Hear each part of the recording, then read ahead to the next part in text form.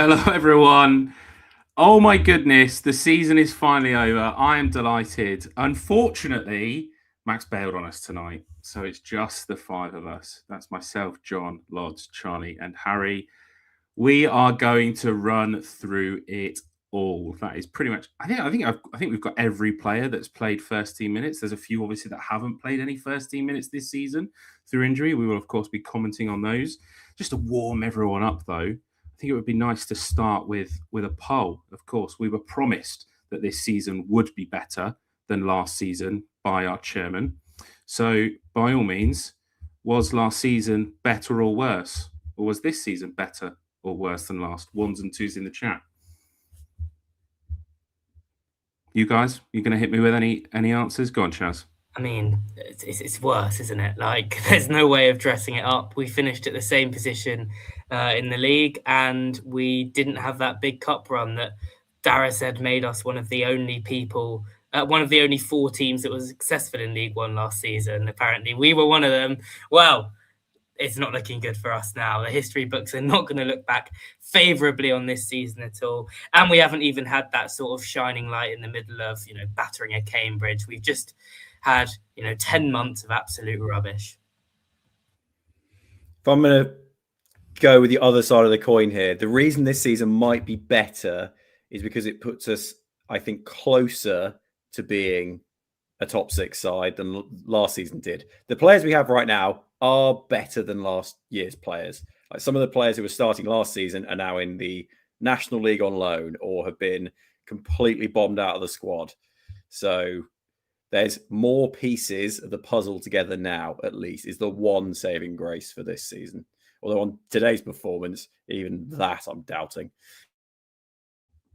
Yeah, it is an interesting one. I'm going to be honest. I think that the poll is currently broken because there's so many twos coming in and none of them are pulling through. So it's a fantastic start to the night. We would love to do this live, and what better way to kick it off than starting with a man who didn't make the pitch today.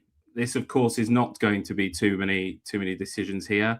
But obviously, let's start with Archie Collins. There won't be a poll for this one because, of course, we know that he is not going to be at the club next season. But would anybody like to kick us off with a thank you to Archie Collins?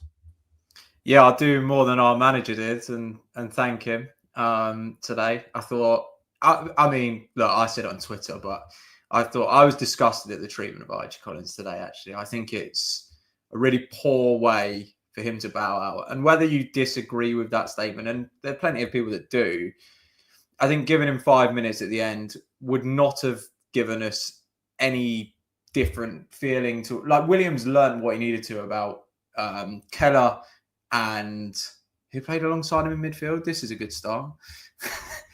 Keller. Woods. Woods. Yeah. There was no reason for him not to get 5 minutes instead of one of those two players. I would quite like us to win a game, personally. It would have been nice. And I think our chances of winning a football match are better when Archie Collins is on the pitch. But more than that, he's been here for 3 years. He's won Player of the Season this year. I think he'd done enough to deserve some sort of send-off. And I think it shows a disconnect between manager and fans. And maybe some fans disagree with me. But I think it shows a complete disconnect between the manager and what the fans want, to think, I want to look at my squad for next season. Like, did you learn anything? Did anyone here learn anything new about Woods or Keller today that you didn't already know? No, is the answer to that. So yeah, I'm really disappointed with the way that Posh have handled his exit. And I would like to say thanks to Archie Collins. I know there's people that say, well, he hasn't been promoted, so what's he really done? And he's not a club legend. But he is probably one of the top 5 midfielders that I've seen at Peterborough, and he should be remembered fondly. And I hope that this doesn't end his time at the club in a sour way, to be honest. I really hope that he looks back on it fondly, and this hasn't, given him a bitter taste in the mouth to end with.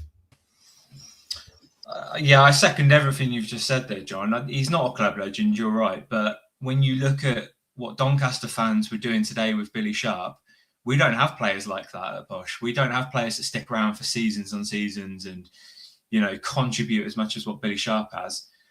Archie Collins is probably the closest thing we've got to someone like that, and it would have been really nice to let him have his moment. Like you say, we already know what Woods and Keller give us, but by all means start them and bring Archie Collins on after 70 minutes and let him have 20 minutes and let the crowd stand up and applaud him for his time at Posh, because he can't be faulted. He's been consistent throughout the whole 3 seasons he's been there. He's been a small positive into 2 definitely terrible seasons. My cat is meowing if you can pick that up on the microphone. He agrees with me. He thinks Archie Collins should have played as well. It was a really nice moment actually to see the Doncaster fans singing about Billy Sharp, and it made me jealous. I wish that we had a moment like that for a player, and Archie Collins is probably the closest thing we've had since Jono, I guess. And even then, like the way Jono went out, you can't really have the same argument there either. Yeah, do you know what? We obviously have sponsored Archie Collins for the last 2 seasons as well, haven't we? So you, of course, get to speak to him at the end of season events where you go as shirt sponsors, and we've spoken to him at the end of season awards. And more so than anything, it's just that he's a nice guy. He didn't get the chance for his family to come up and watch him go off the pitch at somewhere where he spent 3 different seasons. He's won 2 trophies at Peterborough United. You think about the heartbreak that he had against Oxford and how gutted he looked then, to have then gone again and won us a trophy, and then gone again and pretty much realistically, we saw today, would we have got relegated? We never really discussed this, did we? Would we have got relegated if Archie Collins didn't play 45 games for us this season? We'll never know, because he did 4,000 minutes and we couldn't give him 5 more this season. It's just massively disappointing. Charlie's told me in the chat that Archie Collins played 159 games for us. Billy Sharp had 197 for Doncaster. So you look at the applause and the celebrations that Billy Sharp got today compared to what we managed to give to Archie Collins. It's just disappointing, isn't it? And even more so, he got a moment before the game, because I think he won the BBC Radio Cams Player of the Season. And then the lap of appreciation at the end, every fucker had cleared off. And you're thinking he's there walking around clapping everyone, but there was no fucker left in the stand and in the stadium, because they all cleared off because they were so pissed by losing 3-1 to Doncaster. So, yeah, massively disappointed that Archie didn't get that moment, unfortunately. Should we move on? Let's go to our next player. Next up is Tom Lees. Now, this is somebody that we signed after Wigan away. He failed 2 separate medicals, allegedly, and then played and was just an absolute stalwart. So I want to know from everyone, was Tom Lees a good signing or was Tom Lees a bad signing? Again, I think that this should be relatively clean. Yeah, it is going to be clean, isn't it? I mean, what a nice surprise. And I said on one of the previous Poshcast episodes that this could have been one that was like Sebastian Basson, where we sign him and he makes no appearances. But it's been the exact other end of the scale. And yeah, it would be great if we could have him back next year. Whether we can or not, yet to be seen, isn't it? But yeah, defensive stability, consistently good across games. Not perfect, but did we ever expect him to be? No. And you know what? Another thing is that the expectations when he came in were just so tempered, not just because of the failing the 2 medicals, but speaking to Huddersfield fans who said that he was over the hill. I don't think he's looked like that at all. I think he's looked like a completely, if anything, a top half League One level player even now. I agree he's been a good signing. I don't want him back next season. I think there has been more than a few signs of ring rust towards the end of the season. And Harry might say that the Huddersfield fans were wrong to say he was over the hill. Potentially, I think certainly at the start of the season, he had a good sort of 3-4 months. But I think we thank Tom Lees for his service, which has been very credible. But I think the time has come to move on from Tom Lees now and find somebody else, because I don't think he's good enough for next season. Charlie, I want to ask you a question. Is there a place on the coaching team for someone like Tom Lees next season if he's not going to play for Peterborough United? Yeah, I mean, everything that Dara said on podcast suggests that he will be carrying on his playing career past this season. And while I do think there are signs of rust, if he wants to carry on playing, he might have to maybe drop down a level next season at some point. But he's still more than good enough to, keep going in the Football League and top end of the National League. So I would like him in the coaching staff because I like his energy and I like the attitude that he brings. And I think he's been a great role model. And that sort of him being a great role model is one of the things I wanted to touch on because I think we maybe have overrated him slightly because he's the only good defender we've had in the last 2 seasons. And I think we've maybe forgotten just what a decent all-round good at defending defender looks like. And Tom Lees is that. I think, let's say we'd gone from having Josh Knight to straight to Tom Lees. I don't think we would have been raving about Tom Lees in the way that we have, but because the expectations for him, as with most of our signings in the last year, was so low, well, of course it's going to be a good signing when he turns out to be a good League One footballer. So I probably would offer him a contract because I think it'll be nice to have that sense of continuity. And we have some bad characters in this changing room, a lot of bad characters in my opinion, but he's one of the good ones, one of the very good ones. So I'd keep him around for that sense. There is going to have to be some continuity between this season and next, but I wouldn't be devastated if he didn't re-sign. Well, someone that has just been mentioned in the chat, which is working perfectly for us, was Tom O'Connor, and we will move on to him. And the reason that we're going to bring up Tom O'Connor is that when myself, John, and Charlie went on the Hard Truth podcast with Dara, we were told that we will get Tom O'Connor. Now, obviously, he went back in January after, was it a calf or was it a hamstring injury against Plymouth? And we ended up taking Jacob Mendy on as a permanent deal until the end of the season. Now, who's up first? Tell me about whether you would bring back Tom O'Connor for next season.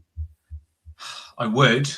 I think he's a great player. I think he probably was the best defender that we had, all-round defender this season. His ball playing definitely was better than the ones we have, I would say. And he didn't look like he was being dominated physically either much this season. He also helped out a left back at times. He had the added talent of being able to ping some crosses in, which was helpful.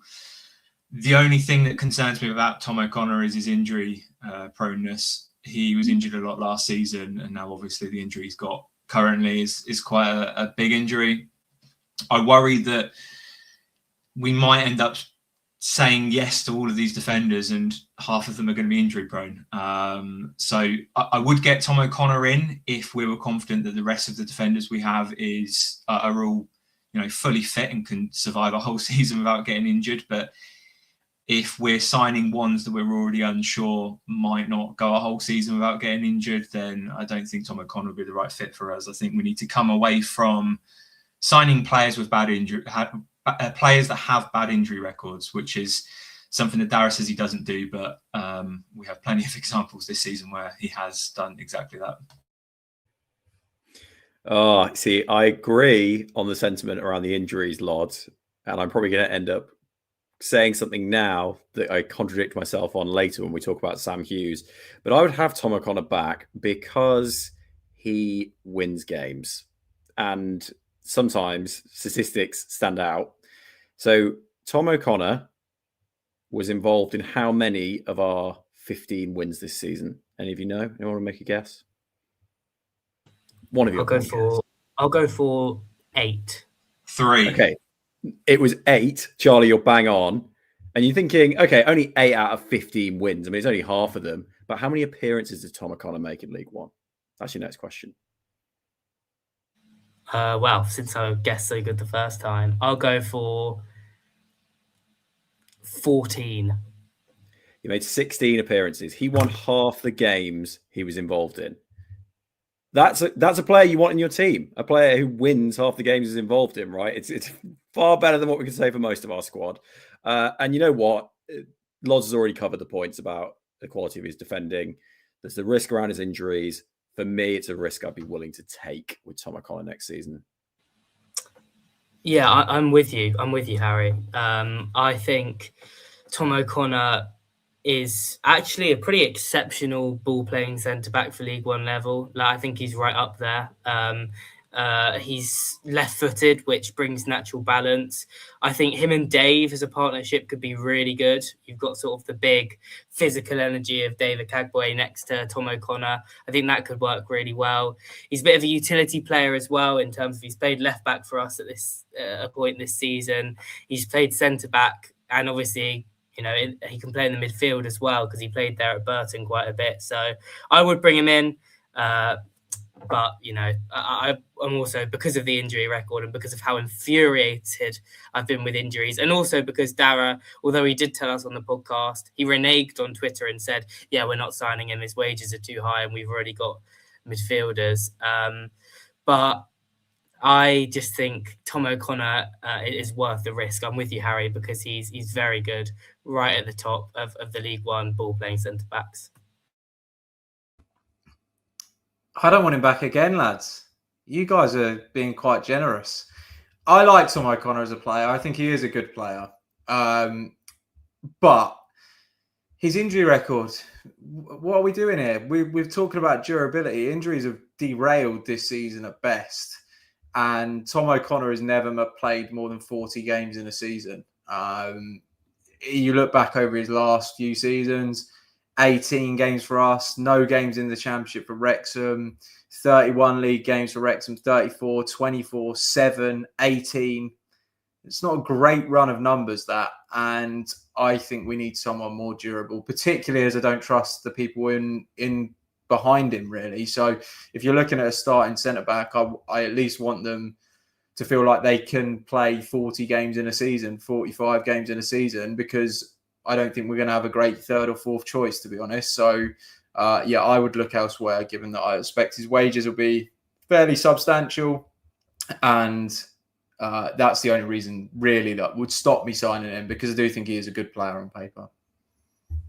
Yeah, where do I sit with Tom O'Connor? I think I should probably apologise again for my comments that I made on the final whistle for Plymouth, where I basically called him out and said that he chickened it because he was getting bullied by Talai. So that's all I'm going to say on the matter before I move on to our next player, who was probably a feel-good signing at the time. It was on a Friday night and we just got the paperwork done and we brought in Peter Chioso.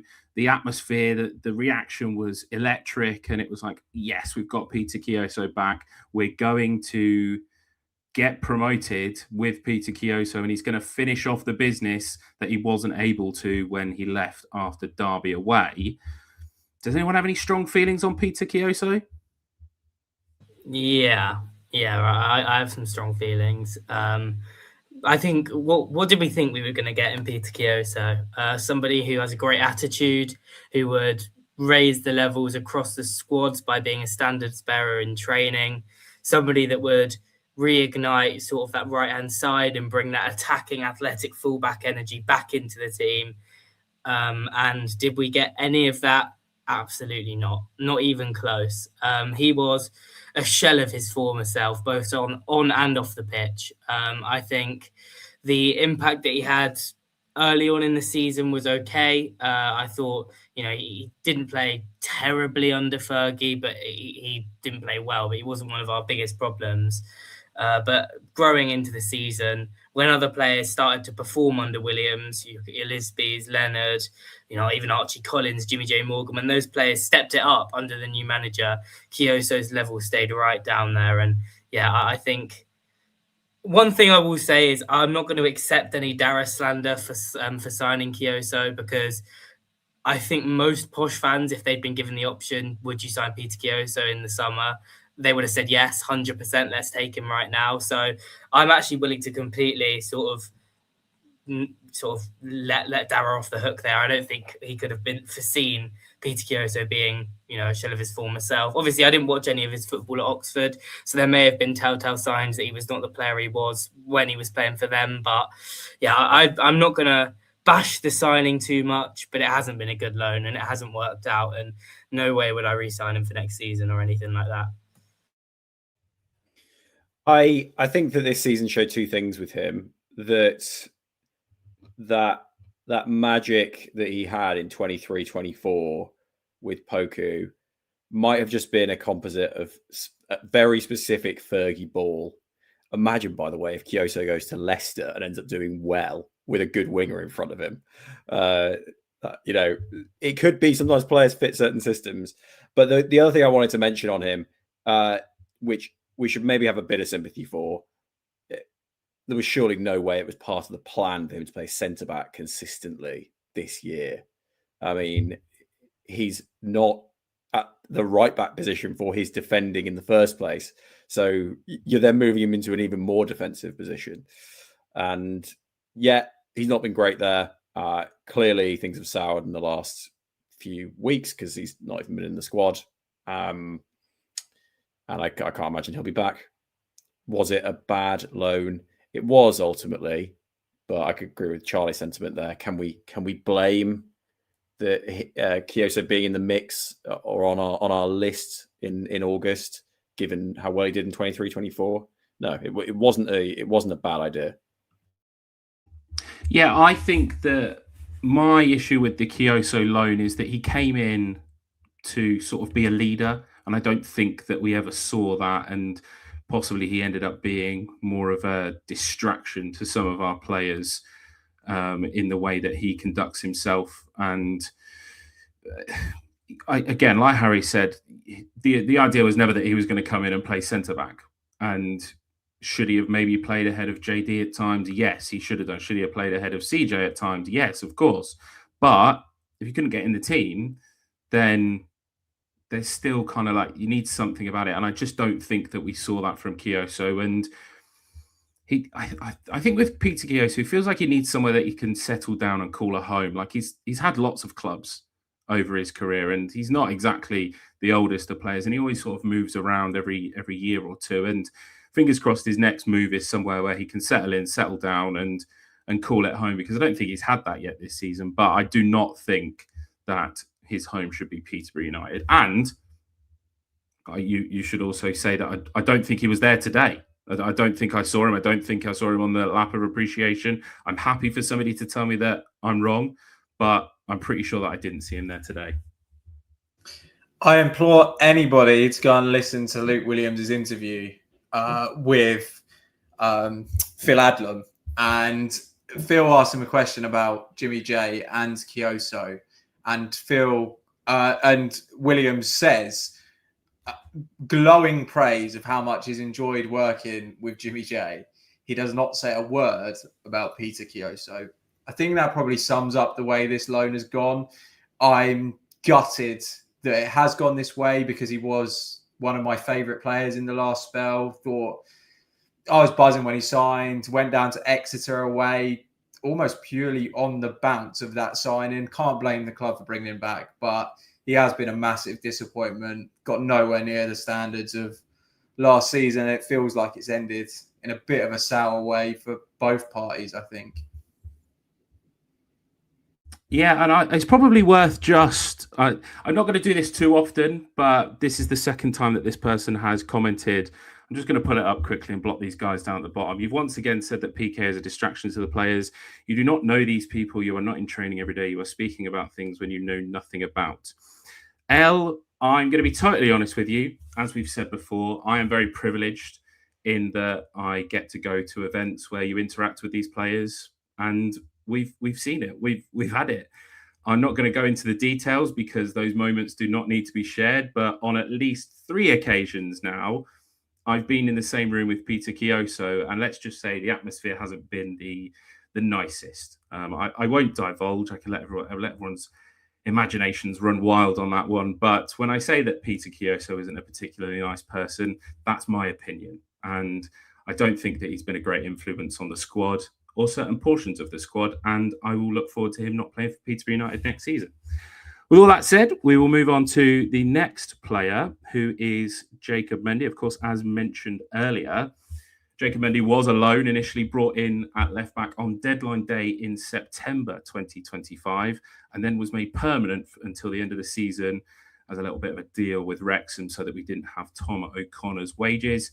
This one for me, it's a difficult one. I think that Mendy showed signs on Tuesday night against Mansfield of what he is capable of. But Charlie, I think you said it on Tuesday when we recorded.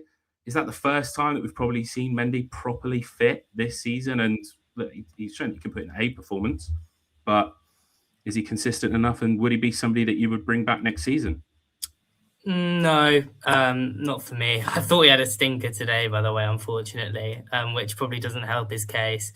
I know we're not going into the game, but the second goal is terrible from him, their second goal. I think it's too late for Jacob Mendy. He's been really unlucky. He's just not been fit. It was basically, I know he was on a permanent in the second half of the season, but it's basically been a season-long loan, and he's not been available for much of it. So that is a shame, but he'll find a good club. I'm confident of that. One of the things, we mentioned that we've spoken to some of the players. Jacob Mendy is top class, a proper gent with a proper footballing, mind and a great attitude. And so he'll find somewhere. I'm confident of that. But yeah, it's just not to be for him here. Probably wasn't that bad of a signing at the time. We needed a bit of experience on the left-hand side, and he brought that. And he brought that sort of winning mentality that Tom O'Connor had. But yeah, it's fitness-wise, it's just not worked for him. And we know that we've already signed a left-back for next season to play and compete with Harley Mills. So he's not going to be that player. Yeah, I think when we originally voted on whether we want to keep players or not, I said no to Jacob Mendy quite quickly. But I have to admit, since we've signed him permanently, I think he was quite good at Wimbledon when he come on. I thought he played really well on Tuesday night. I've not watched the replays back of today's highlights, but from the view from the GH, I didn't see him make a mistake for the second goal. I'm sure I'm wrong with that. I actually think, dare I say it, that he's been better than Harley Mills has at left back since Harley Mills has come back from injury. And had Jacob Mendy not been another one that's just completely injury prone, I don't think I would have been too upset with us keeping him for next season. Like I say, Charlie, he's a great guy as well. We've got the opportunity to speak to him quite recently, and it's the sort of character that you would like in the dressing room, I'd say. And my opinion has changed on him a lot. I probably would still lean towards not re-signing him purely based on the injury proneness again. But I think he would be good enough competition for Harley Mills next season if we did keep him. So I wouldn't be too upset either. Well, from one injury-prone left-back straight into another injury-prone left-back, this is a difficult one. I very much feel for Rio Adebisi. We haven't had an update since Lincoln away where we saw him on the pitch. I think that I personally am now in a position where he's probably going to do long-term damage if he tries to get himself in a position where he plays football again. And I think back to when Bobby Copping had that head injury that meant that he couldn't play football. I think that I would like to see Rio Adebisi given a role at the club. I'm not sure what that role would be. But from all that we've heard from DMAC, from Fergie, from Luke Williams, they all say that Rio Adebisi is a good guy and he's a good guy in the dressing room. So I think that I would like to see him given a role. I just don't know what that role is. Yeah, I mean, the narrow path to him being worth keeping is that he somehow overcomes all these terrible injury problems that he's had. And for that reason, you maybe keep him out to the end of this contract, which is what, one more year, I'm guessing, or is it two more? Probably one more. Outside of that, just pay out the contract. I don't know if that means more salary cap space, but it's better just to move on. If also there's a potential that if he is capable of playing football again, it might be worth him rebuilding his career in a bit of less of a pressure environment. He was left League Two's best left back 2 years ago. And yes, he's had a terrible, terrible time for the last 2 years, but it would not surprise me if he's capable of playing football again, that he could go mop up in the National League and maybe have a chance of getting back into the EFL later. But for us, for Peterborough, the answer is probably to move on. Do you know what my only concern there, Harry, with the National League is that some of those have 3G pitches, don't they? And with the injuries that we've seen, I think it's just a massive risk, isn't it? Knees go on 3G pitches. But we'll move on to our next player. This has been a great loan signing, hasn't it? Jimmy J. Morgan. There's no chance that we get Jimmy J. Morgan back, but I think that it's worth us all just putting on record that he's provided us with some fantastic moments and some enjoyable goals. And I think back to that one where Bass kicked it up, Leonard flicked it on, he runs through and puts the ball in the back of the net in front of the GH. That was a great moment. His equaliser against Northampton, thank goodness that he put that ball in the back of the net. But yeah, nothing else to say. Great loan from Jimmy J. Morgan. Maybe next season we need to start loaning some more strikers in, and we need to break the rule again. Yeah, I agree. I think Jimmy J's been fantastic and exactly what you want when you're getting a player from the Premier League. I think he played with sort of the aura of, a player who's probably playing below his level and has more talent than a lot of the players around him. But he also played with the humility of someone who's come through an academy and is trying to work his way into men's football and gain a foothold. I think he'll play in the Championship next season and do quite well. The other thing I'd say about Jimmy is, as far as I'm concerned, the comments on the podcast, the Hard Truth yesterday, I doubt they were aimed at him. I think there were other loan players, one that we've already spoken about, that was more likely to have been the subject of those comments. I don't want to leap to assumptions based on what Darius said, but based on the things we've seen and heard, I'd say it's more likely that Jimmy J. Morgan was not the target of those attitude-related comments, because as far as I'm concerned, he's been pretty exemplary since coming to Posh. Right. Shall we get into the real business now, the actual action? This one is a simple one. Which one of you guys is going to go first on? Alex Bass, please take us away. I can go first because he might be one of the very few players that I want to keep. Keep Alex Bass. Pretty simple, isn't it? I think he's a top-end League One goalkeeper, probably the best goalkeeper that I've seen at Posh, and I've been following us for above 20 years now. So I think he's brilliant. He was very good again today, by the way. It was free for Doncaster. It could have been a lot more without Alex Bass in goal. Had a great season, our player of the season, very consistent. I think we're talking about characters. He strikes me as a very good character, model pro, keeps himself to himself in a way. He doesn't really speak out in the media, but I think he's someone that a lot of the squad could follow. And yeah, the main thing is he is very good at his job, and we need more players of his level in this squad. Yeah, and at the risk of making it sound like I've got some kind of agenda, I think Alex Bass has contributed more to us staying up this season than Archie Collins has. I think we would have been certainly relegated with a goalkeeper of Belo's quality, or honestly, several League One keepers. Jed Steer, actually a great example, probably a lower level League One keeper. I think we got relegated this season because Bass has bailed us out at times. He has been worth 2, sometimes even 3 points in an entire game on his own by keeping the ball out of the net. I would love to see him kick on with his kicking. That's the one thing. Just consistent distribution. Sometimes it's very good. Sometimes it's a little bit wayward. He can be a bit too aggressive trying to get it out to those wingers or fullbacks. It's a minor comment, and he's without a doubt a keep. Yeah, and just quickly before we move on to our next player, Alex Bass is Prime Vehicle sales sponsor player, so I did get to have a little chat with him on Wednesday as well. I just briefly asked him what his favourite save was from this season, and if anybody was wondering, it was that save against Plymouth away, where he saved that shot from Talai. What a memory that was. That was certainly a highlight, and even though it was a grim 1-0, it was a great day. And that was 2 points right there. That was 2 points right there saved. All him. Yeah, exactly that. Let's move on to our next goalkeeper. Weirdly, we had like 5 goalkeepers this season, but we've only got 2 now. And the next up is Bastian Smith. Now, I don't think that Bastian Smith has played any first team minutes. I think that the closest he got potentially was Crawley away, where Reyes was injured very briefly. But I would also say that Bastian Smith, I'm not sure when his contract expires. The information that I've seen may be that it may be this summer. So it will be interesting to see if Luke Williams and the recruitment team and the contract team offer Bastian Smith a new contract.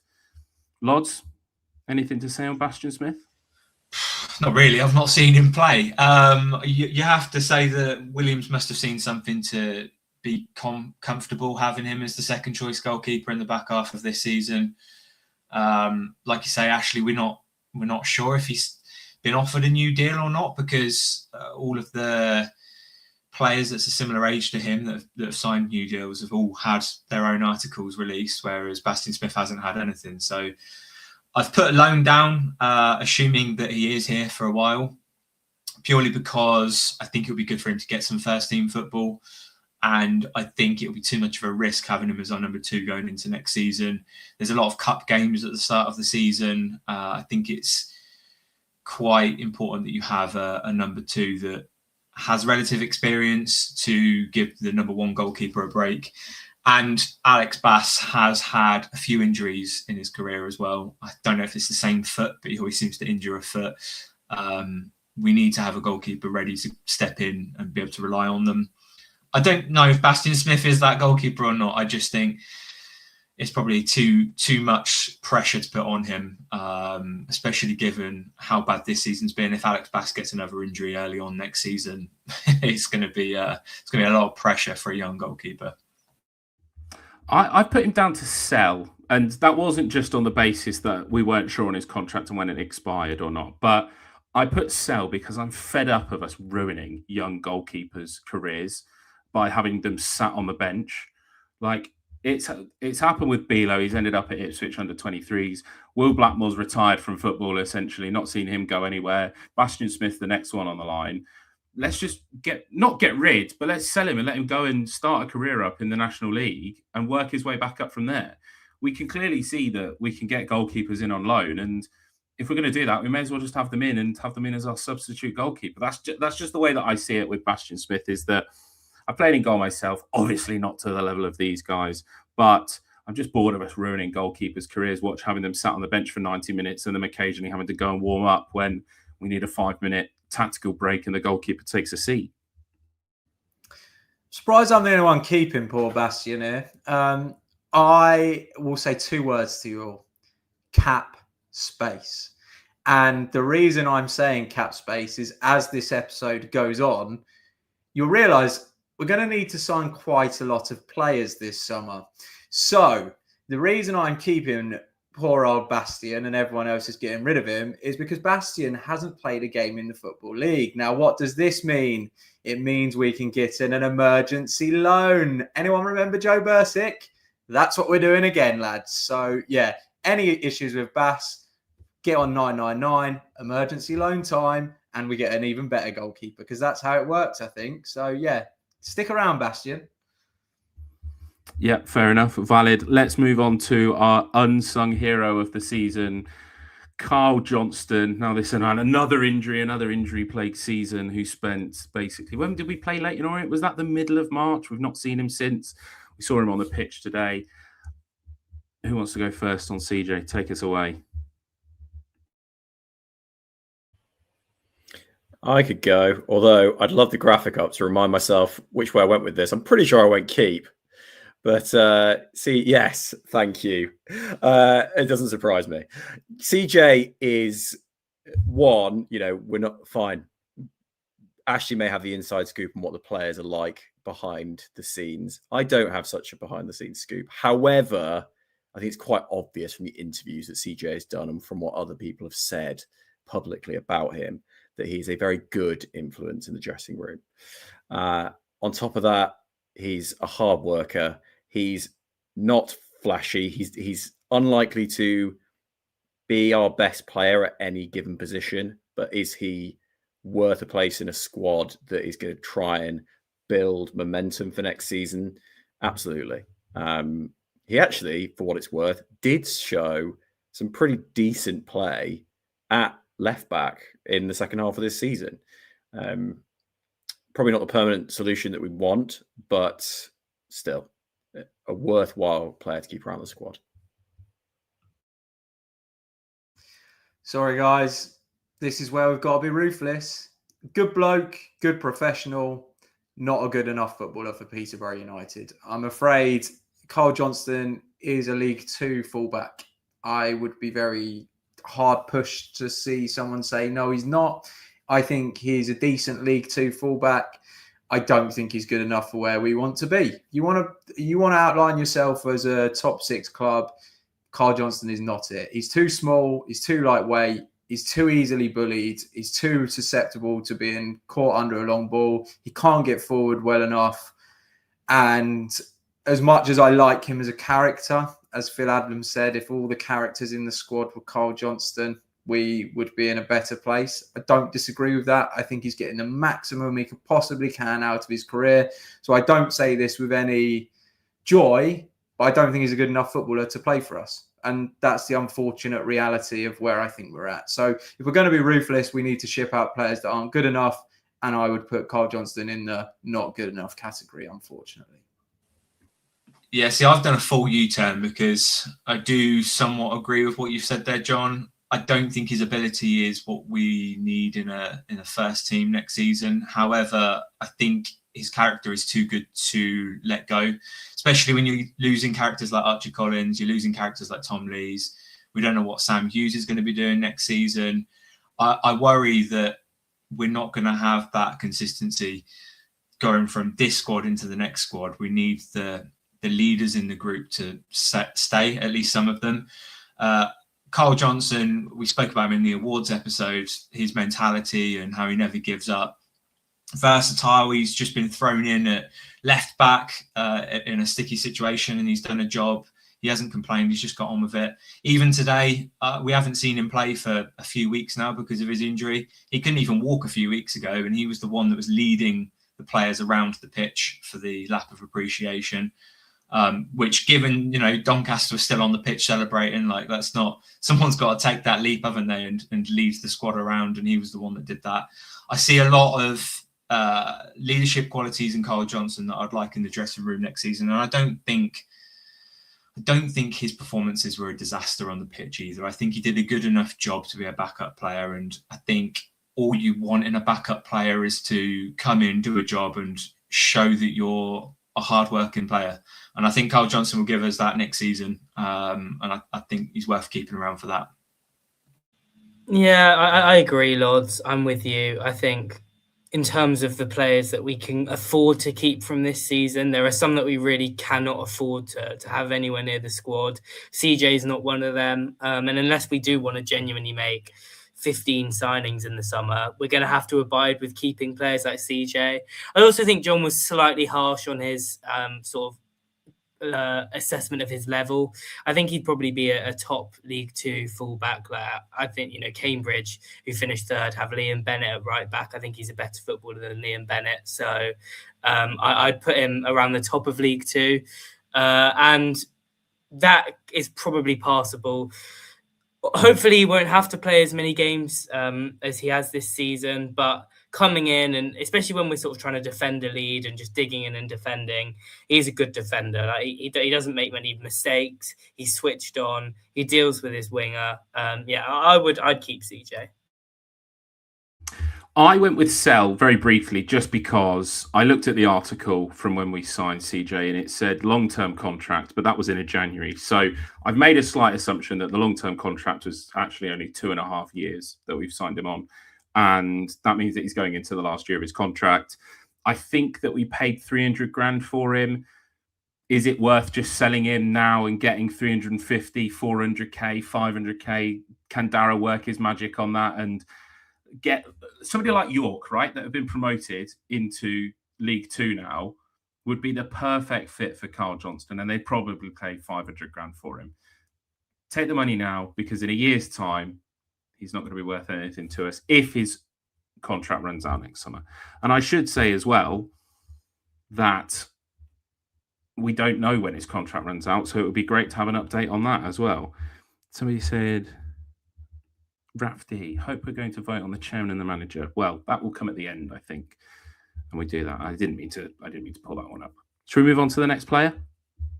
David Cagbo. This, of course, started with Walsall fans berating us and saying thank you very much for the money, similar to when we sold Manny to Rangers. And maybe we were wrong on Manny to Rangers. He's won their player of the season. Were Walsall fans wrong on David Cagbo? Has he been a good signing for us? And what would you all do with him for next season? Yeah, I'm keeping David Cagbo 100%. I see a lot of potential in him. I think regardless of, whether we were harsh or Manny, I do think David Cagbo is a better player now than Manny was for us last season. And I think Walsall fans were being silly, to be honest, because I really like David Cagbo. I think he has, as Darragh would say, all of the tangibles. He's tall, he's quick. He is much better on the ball than a lot of people give him credit for. He does make the occasional mistake, but it's not as if he's having howlers every single game or anything like that. And Walsall fans, if there's any Walsall fans listening, which I'm sure they're not, well, Dave currently, sits firmly in a League One squad next season, and none of your players that you've brought in to replace this supposedly terrible centre-back do. So I think David Cagbo is firmly on the keep. I'd be very surprised if there was anybody really that wanted to sell in. There's a 3% on the poll. So I'll go through the comments and find that person now.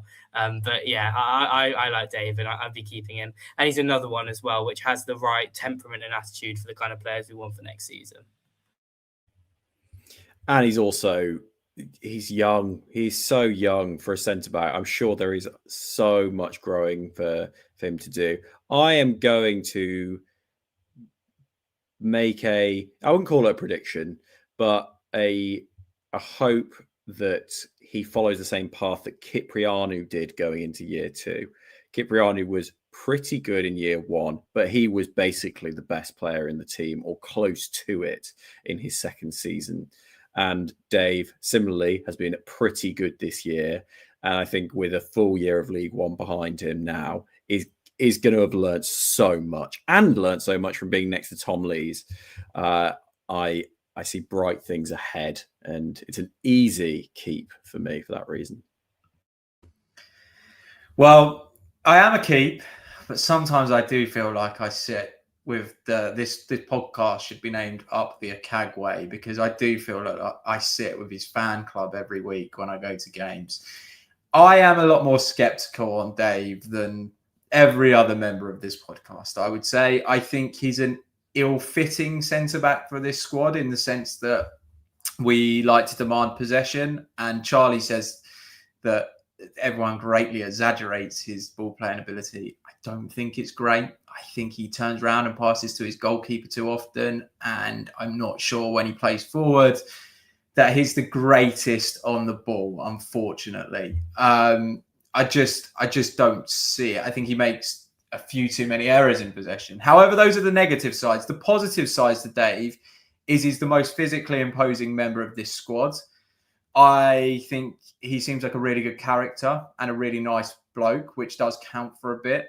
And he is also brilliantly aerially dominant. He has some things to work with that I like. So while they're rough around the edges, I would call him, and I'm not convinced he should be a starter next season, I am perfectly happy with Dave playing a backup role to 2 more senior centre-backs that can play every week. And I think that should be about where he fits in. He's a 22-year-old lad with some potential. I don't know if he will come perfect for us and become that top-end League One centre-back. I'm not as convinced on it as everybody else in this room. But there's enough in there that I'm not like, throw him away. I think I'd like to see another season of Dave and see how he gets on. And he's done more than enough this season. And you're right, Walsall fans are wrong about him. He is not a liability. He is a decent player. So as a backup role, you're staying, Dave. Well done. Yeah, as long as he doesn't end up on throw-ins, I guess that's the only memory that I have from watching him at Wembley. The next player that we move on to is Fabian Claxton. Now, this is probably going to be quite a brief one, purely because he's only played, I think it's 70 minutes of football against Crawley, and I don't think that we have a great deal to comment on him with, but he has signed a new contract or a contract extension, which means that there is then going to be Pollmaster Charlie. I'm going to pause because he's not paying attention and he's not changed the poll to Fabian Claxton. So there's your first, consider that your first warning for the night, Charlie. Fabian Claxton has signed a new contract. He posted that on his Instagram. I don't think that we have a great deal to say. And I'm going to be honest, let's just pull it up now. We've all gone loan, right? I think that this is one where this is a player that hasn't had a lot of first team minutes, probably needs the exposure to more football and more physical football. And I just think that a loan is going to be good enough for this guy. And he may get some appearances in the Virtue Trophy next season, potentially, depending on how seriously we take that competition. But I think that he probably needs a year to develop, I would say. Yeah, I'm with you on Claxton. He looks the part, big, physical, strong, looks quick enough. So potentially, he could develop into a first teamer. And to be fair, when he played away at Crawley this season, he got the man of the match from us that watched the game. So, he played pretty well. But yeah, I think we need to start loaning out players like Fabian Claxton. There's no point in him clogging around in the under-21s for another year and then us trying to rescue his career, 18 months down the line by sending him out to Harborough or something, I just don't think it's worth it. He just needs to get out, play some football, and he's not going to be a serious first-team option for next season anyway, because even in the under-21s, there's two players ahead of him in Nevitt and Mendonca. Straight on to the next player then, which is George Nevitt, our Welsh under 21, is it? Or is it under 20s that he plays centre-back? Harry, you first up on George Nevitt? Yeah, yes. And to Nevitt's credit, earlier in the season, there were some moments of him being genuinely good, I thought, particularly when we flirted with three at the back. And he is not a natural athlete, which is going to hurt him a lot, especially given that we like to try and play out the back, usually with our centre backs further up the field, at least ideally. So there is a lot of room behind. And if there's a player running in behind, that's where he gets hurt the most. It is the sort of thing I'd like to think that can be developed, but I would like to see him developed elsewhere. So I've gone for a loan. Not a sell for me. There is still potential here. He is also still young. And I think if he can get a League Two move and do well there, that would be great for him. But he's got to find ways of dealing with his own lack of pace. There are slow centre-backs out there who are very good players. And he needs to find a way of modelling his game off them. Yeah, 100% agree. I think he's one of the defenders we have that's really good with the ball, or at least he's shown that he's really good with the ball. Like you say, at the start of the season, he had a lot of good games, but he needs to, like you say, work out how to play with the physical disabilities that he has with his pace, and just needs to learn how to play against big defenders, big strikers as well, because it's another one that we can't risk going into next season playing the same way. He cost us a few goals this season, in the second half especially, and I don't want us to do that again next season. But you can see that there's a talent there. He's still only young. Keep him around. Get him a year's experience elsewhere. Literally just write him off for the whole season. Don't do any of this. We'll get him back in January and reassess or anything like that. Get him a full season playing, hopefully League Two football, like you say, and then have a look next summer to see if he's good enough for League One. I've been shocked to this day that you've all gone loan, because we've had him for 2 seasons now, and he's shown that unless he has his hand held with two players either side of him that can do his running for him, he's not quick enough. And sending him out on loan isn't going to make him any faster. It's not going to make him any better. Why would we stick around?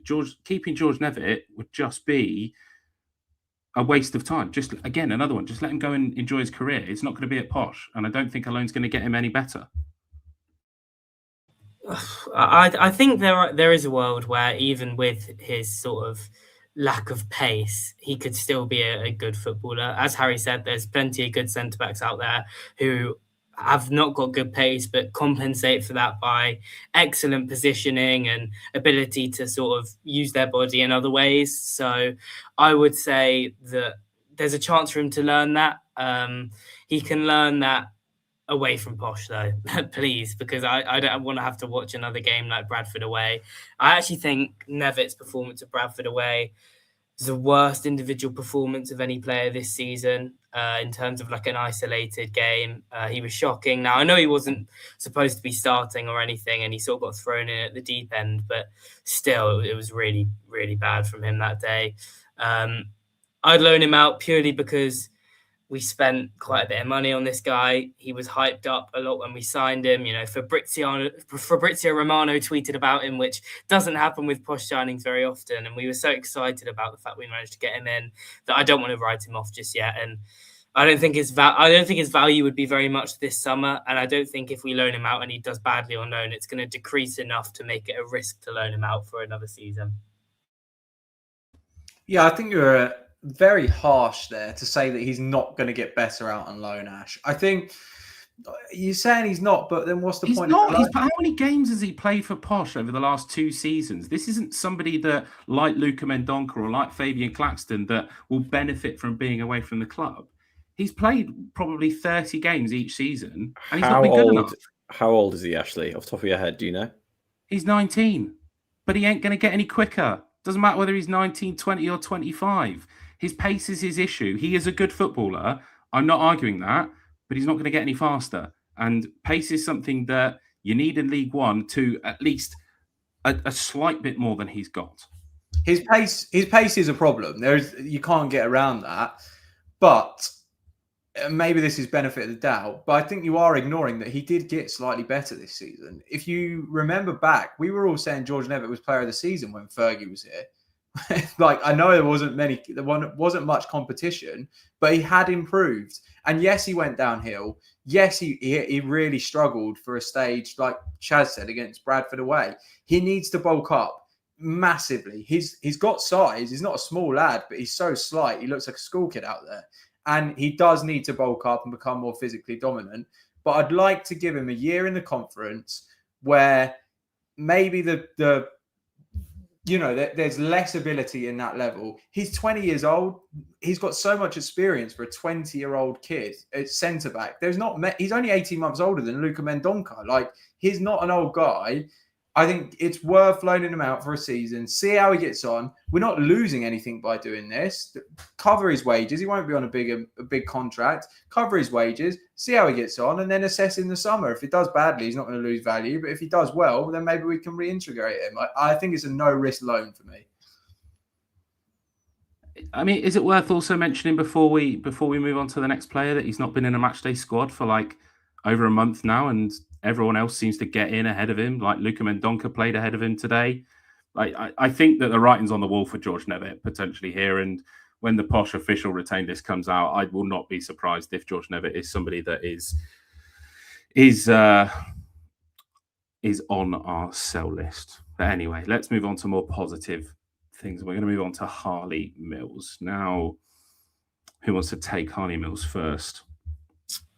I'll go first on Harley Mills. I think, first of all, I can't actually remember who did it because, we've already been live for an hour, but someone made a comment that they think that Jacob Mendy has been better at left back this season than Harley Mills. Lodz, I think that's crazy. Jacob Mendy's, well, especially in like he actually said since Harley Mills came back from injury, he's played like 45 minutes, Jacob Mendy, and Mills has had some good moments. We see the quality that Harley Mills possesses. Like, even as recently as Stockport away, he played a ridiculously good ball over the top for Bolu, which set up our goal. He has qualities that most left backs at League One level do not possess in terms of passing range, and we can't forget that he's still young. You think about the Wembley performance, like there are lots of positives for Harley Mills. Now, I know that there is a time where he has to stop dining out on the fact that he had a good game at Wembley and start consistently performing for us. But I think anyone would be foolish to give up on Harley Mills, even if the new left back that we signed comes in and takes his spot and ends up absolutely, cooking. He's a good League One left back backup, 100%. So Mills will improve next season. I'm certain of it. I also think he's a bit of a Harrison Burrows in the sense of I think he'll look amazing when he's got a really good team around him. And if we can build a top quality squad for next season, I could picture him being one of the sort of flair, exciting players that we need in that team that will just elevate us. So yeah, I'm firmly on team keep Harley Mills. And I'm surprised it's split. Well, it hasn't split the hosts, but I'm surprised it's split the chat so much with the vote. Yeah, I was about to comment on that. We've only got 57% going with keep on Harley and 23% on sell. I mean, there's one thing that you didn't bring up, Chai, that I just want to add, which is that this is a kid that had a grade 4 hamstring tear, it's called, where the muscle detached from the bone, and he had major surgery for it, and he's back the same season playing. And yeah, fine, he's not been good yet, at least not consistently. He's had some good games, but there's plenty here. I completely agree with the Harrison Burrows comparisons. Harrison Burrows didn't look great until it one day clicked, and he did then look really good and eventually became a top-level championship player. I think Harley can do the same. We're not seeing it yet, but giving up on him 1 year into this 4-year deal and with the mitigating circumstances of the major injury he had, I think would be foolish. Yeah, only 57% want to keep him in the chat, which is crazy to me as well. I know I made the comment about Mendy earlier. I think if Mendy was fully fit and wasn't injury prone, having them both there would be the perfect scenario. I think Harley Mills is someone that you can see has got the quality at times. He just needs to work on his consistency, which he'll gain with experience. Would he be playing the amount of minutes he is now if CJ didn't get injured? I don't think he would be. And I think that's probably where he'll be next season as well. I think what we need is a left back that can come in when Mills needs to be taken out the team. There's been plenty of examples where we've thrown a youngster in at the deep end, left them in at the deep end, watched them drown. Mills has had the opportunity to come out of the team up until very recently, and I think that's something that we should carry on with so his development increases, because I do think he'll be a good left back for us in the future. I don't think next season is the season where we give him a run of 40 plus games. Yeah, just to wrap up on Harley Mills, I think that although he played games last season, I think that this was very much his first season at Posh, and as will come a common theme, I'm more than willing to give these players second seasons. And I think that if we do change the system next season and we end up with a back 3/5, I think that Harley Mills will probably excel in that. I think that he still does have his weaknesses in a back 4, which were shown today as he went flying in to a tackle and just got absolutely nothing other than fresh air down his throat, and the player absolutely skinned him, and that's just the way that it is. But he'll have learned a lot, and he has improved slightly in the last couple of games. He was great when Williams came in, right, wasn't he? And maybe that was a confidence thing. Obviously, he had the injury setback, and it's been tough for him because he's played basically every single game. But I'm sure that he'll improve over the summer. Let's move on to James Dornelli next. And this one is going to be an interesting one, I think, because if I look at what's to come next, between the 5 of us, we've all chosen something different. So, Harry, I would like to hear from you first, please, on your JD option. I want to see him build confidence. So I think there's a player in there, but putting him, particularly in the context that next season we need to be an improvement, and if it's not an improvement, the fans will turn rapidly. I think this isn't an environment to be keeping him regularly playing in, and he should now at this stage be regularly playing. For that reason, get him a League Two loan, which I think he has merited and earned, and bring him back into the fold the year after if he's successful at that, or maybe even 6 months out, and then could come back in January if he performs particularly well. I don't want to see the time for development for someone who has as many appearances as him is over in the minds of many fans, I think. So people will give more leeway to Bolu, for example, next season than they will give Donnelly. I think that's fair to say. And I don't think he's there yet as a top 6 League One right back. And for that reason, we should take him out of the firing line.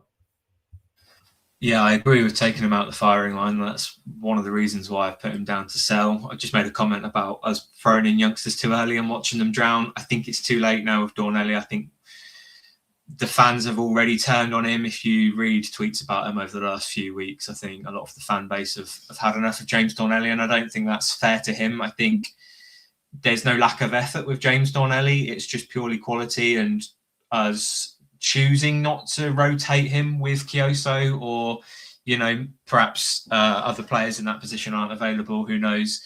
I do think that if we carry on playing him and he keeps making mistakes, I think it's just going to be really uncomfortable for him, and his confidence is probably already quite low.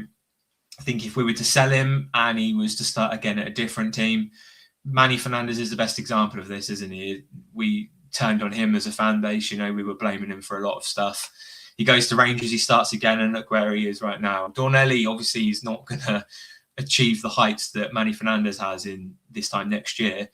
But he could be a very good right back for a League Two team or a lower end League One team. We never know. I think it's purely confidence with him. I think we have seen that he has got an ability. He's still very young. And the other reason why I voted to sell him is because we need to sell some players, because we have to. That's what we do every summer. I want to keep Lisby. I want to keep Leonard. James Donnelly is probably someone that holds a little bit of value, albeit he might have lost some over the last year. But I do think we can get a decent enough fee for him to say, you know what, we tried it didn't work out. Go and start your career again elsewhere. We'll take the money for you now.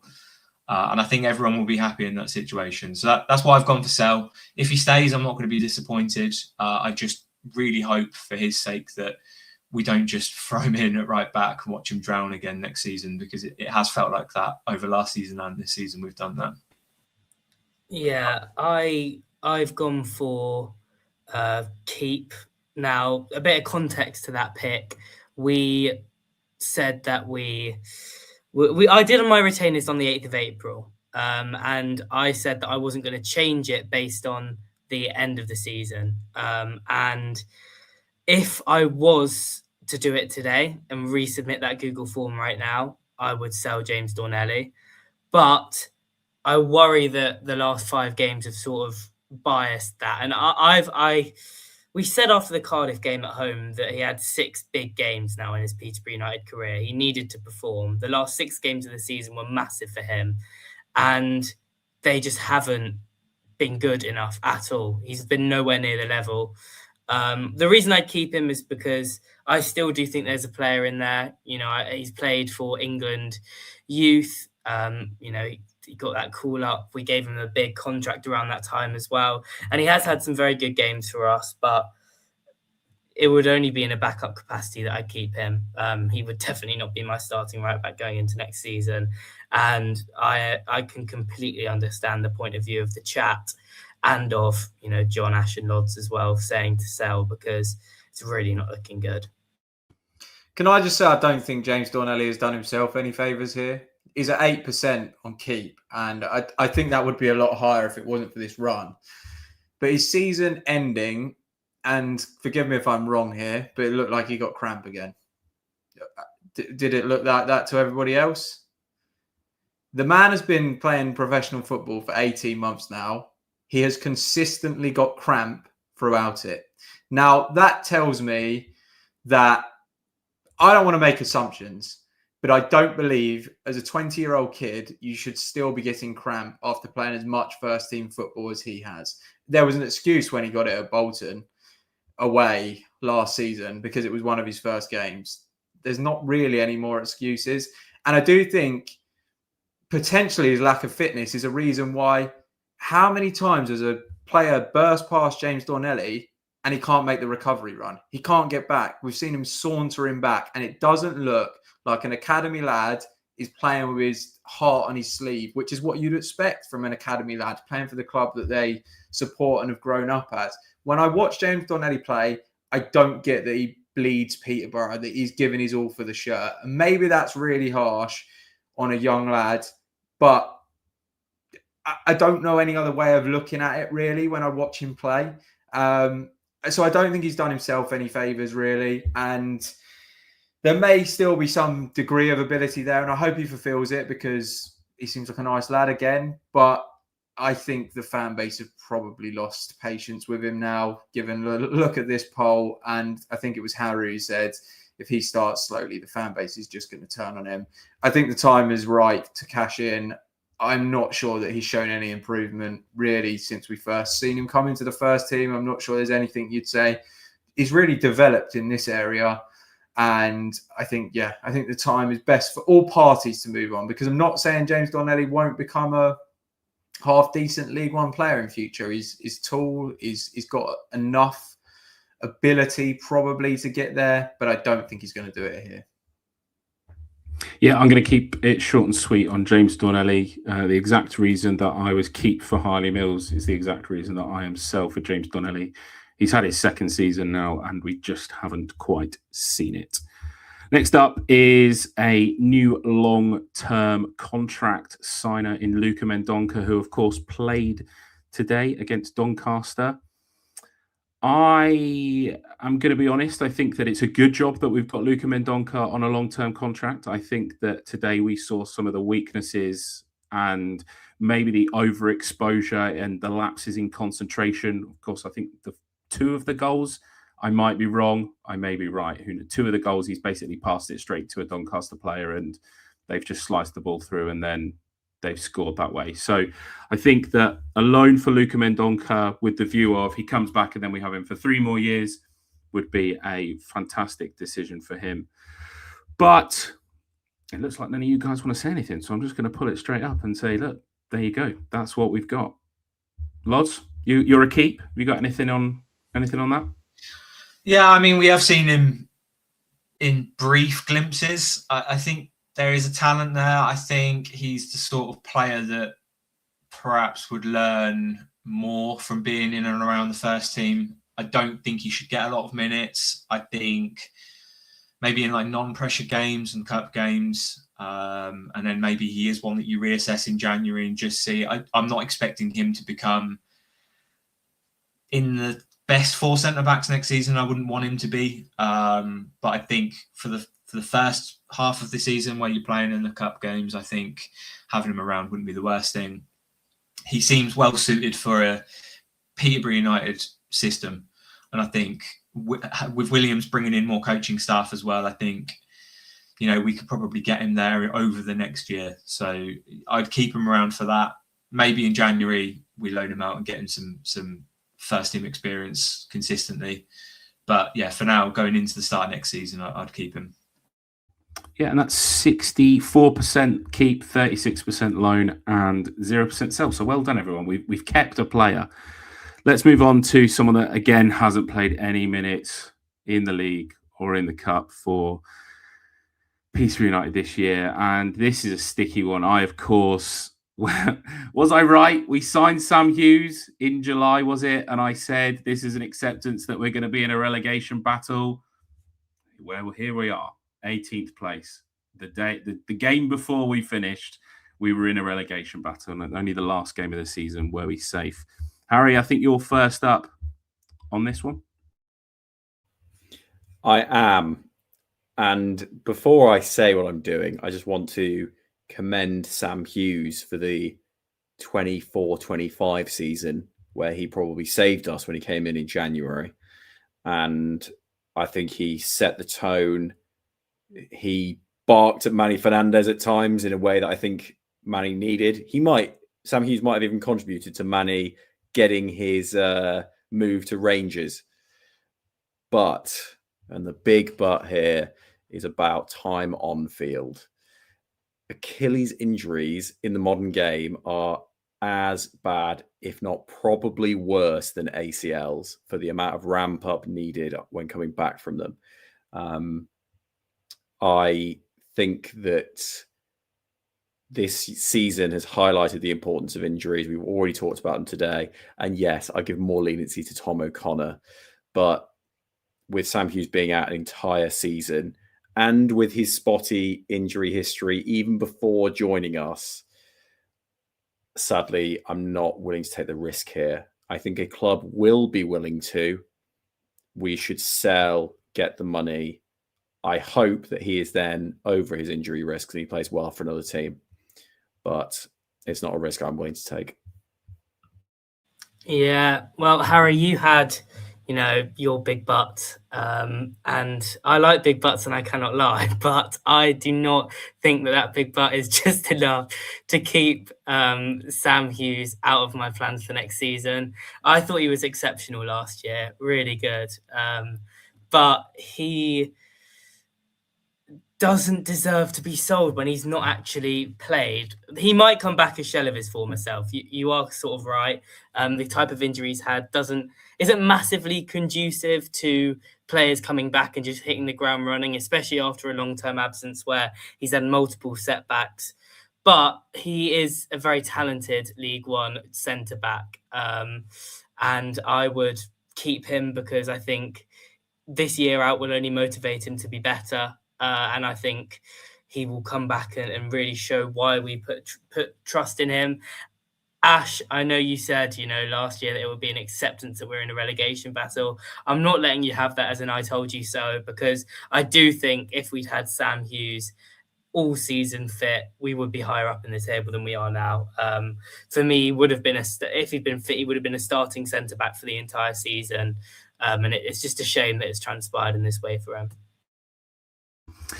Yeah, well, I'm going to keep Sam Hughes around because I think next season we're going to be in another relegation battle. It's as simple as that. I cannot see there being the squad turnover and the change in the squad. So fingers crossed Sam Hughes can get fit and can keep us in League One again.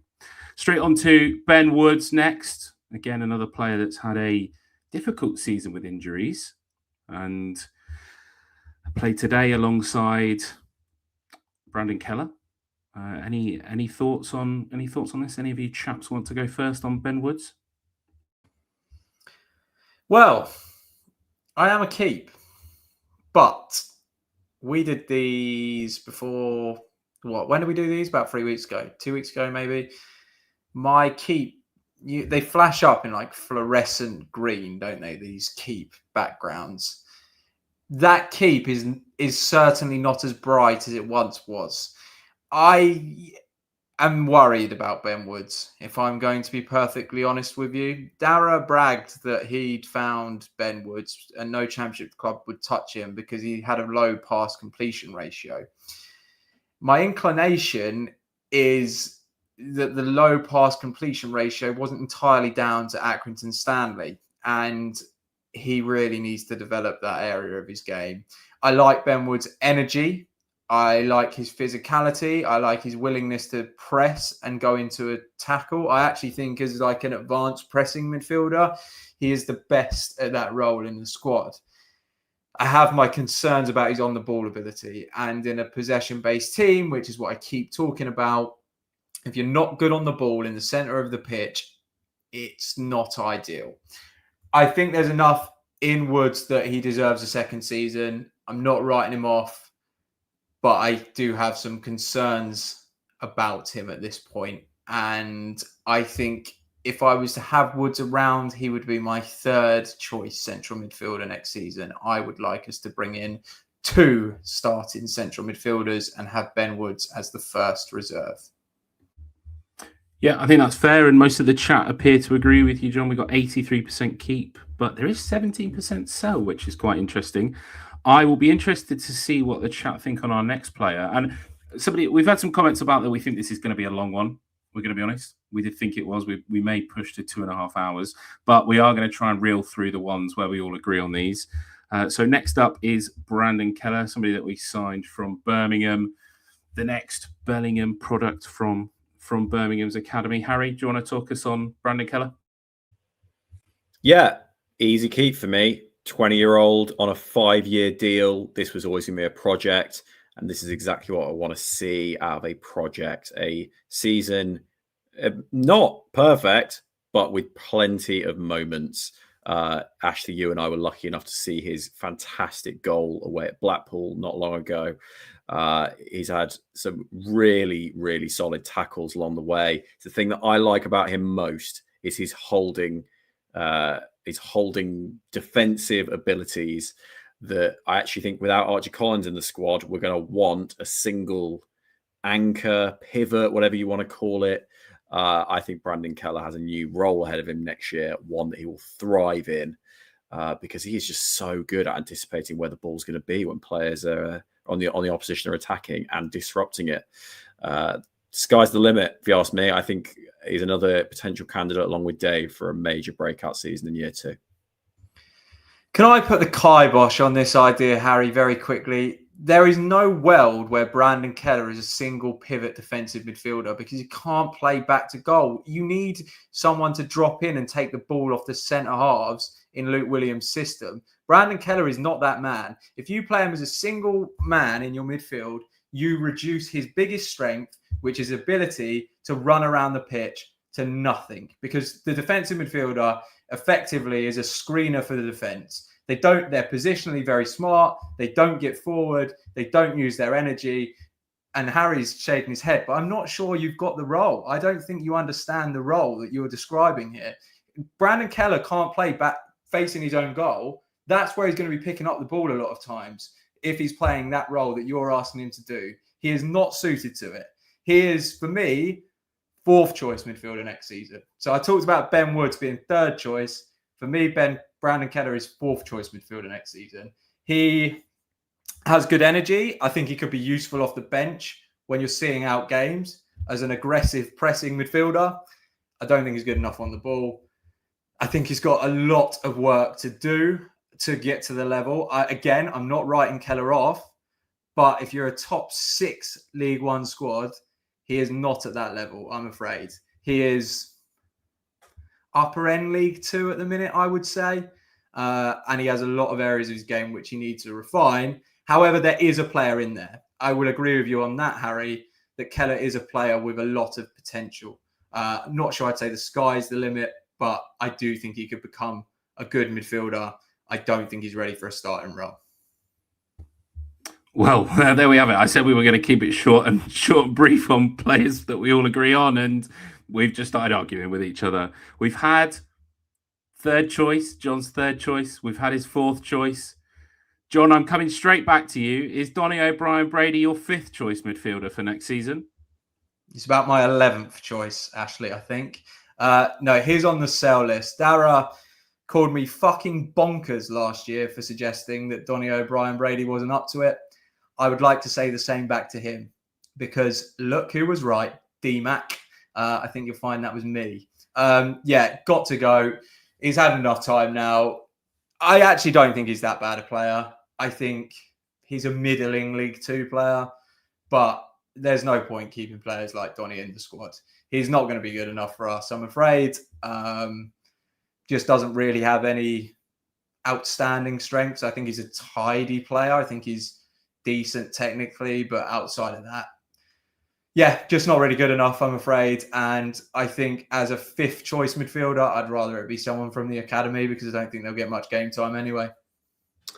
Well, I've gone keep on Donny for a couple of reasons. Firstly, everyone is bumped up in my hierarchy, John, because I don't think we're going to sign 2 starting midfielders. I don't think that's a possibility. So I think Ben Woods or Brandon Keller, one of those 2 is going to have to start in every game. I have Donny as that sort of 4th choice midfielder because, one, I think you've been a bit harsh. I think he actually is quite a good player.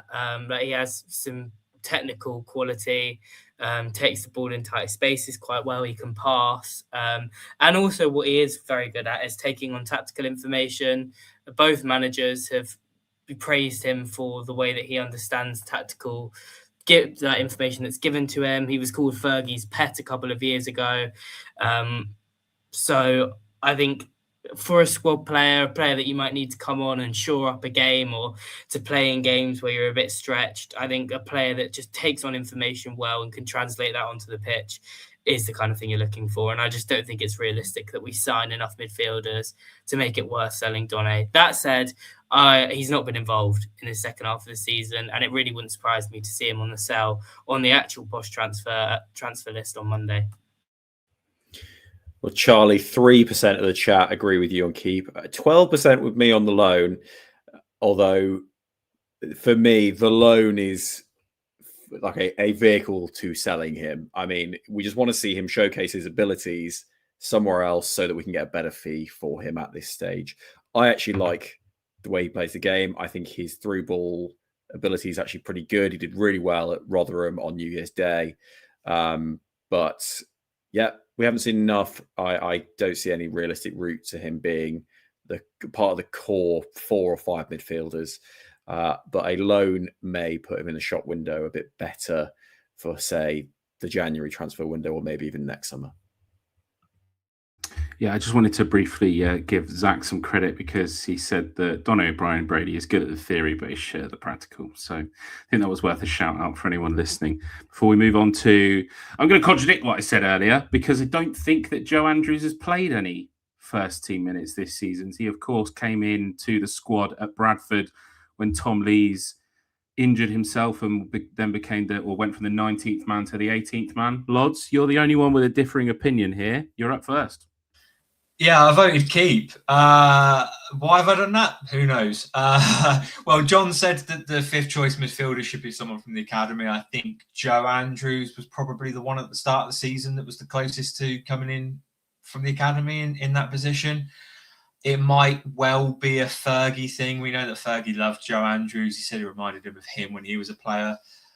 We haven't seen it. I trust Fergie's judgment. I think he has got a high potential. And I think, similar to my comments about Mendonca, I think having him in and around the first team under Williams and his coaching staff might do him the world of good until January, with the odd game in the cup here and there. And then, you never know, we might have a decent midfielder in January to go into the first team, or we might need to loan him out. I think, you know, when you just voted to sell Donny O'Brien Brady, he's where Donny O'Brien Brady was, 3 years ago. We've given Donny O'Brien Brady 3 years to prove that he's any good. This is Joe Andrews at the start of his journey, essentially. So I think get him in early. Let's see what he's all about. Make an early judgment, and if he needs more development time, then get him out. But I'm not keeping him to be part of, someone that's going to play a lot of minutes. Like I said, similar to what I think about Mendonca. I think put him in the non-pressure games here and there, play him in some cup games, but definitely give him some experience, because I think he might have a lot of potential. Yeah, it was a year ago today, wasn't it? Well, maybe not exactly today, that we saw Joe Andrews come on against Rotherham and he put in a respectable performance, and we were all quite excited by that. We're a year on, and I just recall Luke Williams' comments on that there's someone that plays for the under-21s or that is in the academy that really excites him in this position and will be that battling midfielder. And I just don't know whether it's Joe Andrews. And I didn't want to be a keep for him, but I also didn't want to be a sell. So I think loan potentially until Christmas and then see where we're at and potentially look at bringing him in for January onwards, maybe the solution. The next player that we've got to speak about is Clyde Lolos. Now, I will keep this one brief. I ask everyone to get their chats in now. I don't think that there's going to be a great deal of people that want to talk about this, so I'm going to keep this very short and sweet. We are all sells. Who on earth commissioned this signing? Why did we wait to release our squad numbers to give this guy the number 7 shirt? Did we pay money for this guy to Bolton? Or did we like sacrifice some of the Joel Randall deal and say, you can have this guy for free to like sort of offset some money? Holy fuck. What a waste of money. What a waste of wages. He's gone on loan to Crawley. And politely, I don't think he's done jack shit there either. So God knows what we were thinking. This must have been a Darren Ferguson signing. He was a flop when we went on the hard truth. And I don't want to see him anywhere near the squad next season because he is just not a very good footballer. I have a theory that Archie might have been on his way to Bolton and we jumped the gun with half of the deal here. I think Lodz was almost a sweetener in some kind of deal that was going on with Bolton, is my prediction here. And something fell apart at one side and we ended up with both players. Yeah, well, that's a solid working theory, but fingers crossed. Do you know what? The thing is, people are saying that he's not even played at Crawley. I obviously think that's right. He got sent off in his first game back. How do you move players like Clyde Lollos on? Like, where do they go? Is this another one that ends up in the National League? I don't know. Next up, our World Cup star, a free signing last summer, Matthew Garbett. Who wants to take Matthew Garbett first? Yeah, I can come in on Garbett. I have put Sell down, and on ability, I'm keeping him all day long. He, in my opinion, is the best footballer in the squad. I think he is exceptionally gifted at football. Sadly, I don't think he really cares about Posh. I don't necessarily blame him for that, but it feels to me like we've taken a secondary seat to New Zealand. And at times, I feel a little bit like he walks around the pitch like his shit doesn't stink.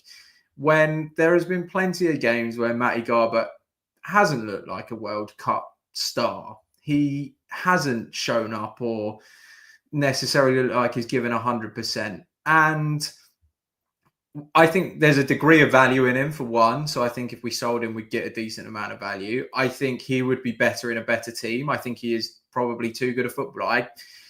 He does have a little bit of arrogance about him, and I don't necessarily blame him for feeling that he's better than many of his squad mates. But I actually really would like people that at least outwardly look like they're ultimately committed to Peterborough United next season. And that's the only reason I'm selling him. I think it's more of an attitude thing for me than an ability thing. I think if you're looking at our best players, like I say, he is right up there.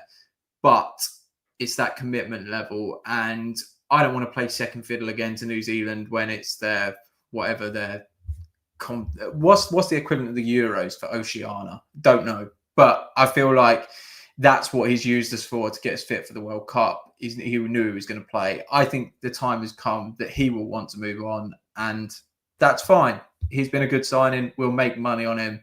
But I do think that I would like somebody that really, at least from the outside looking in, looks like they love Posh and want to be here.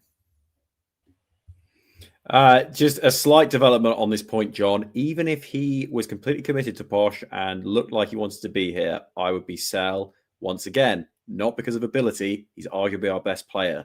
But coming off a World Cup where I'm sure he will thrive, New Zealand have an incredibly easy group. It's likely that Garbett will be seen by millions worldwide this summer and will probably play well. He's got, I think it's Paraguay and a couple of others in their group. He is going to be on radars of much bigger teams than ours. Don't discount a return to the top flight in a minor European league or a one down from the top 5 European league.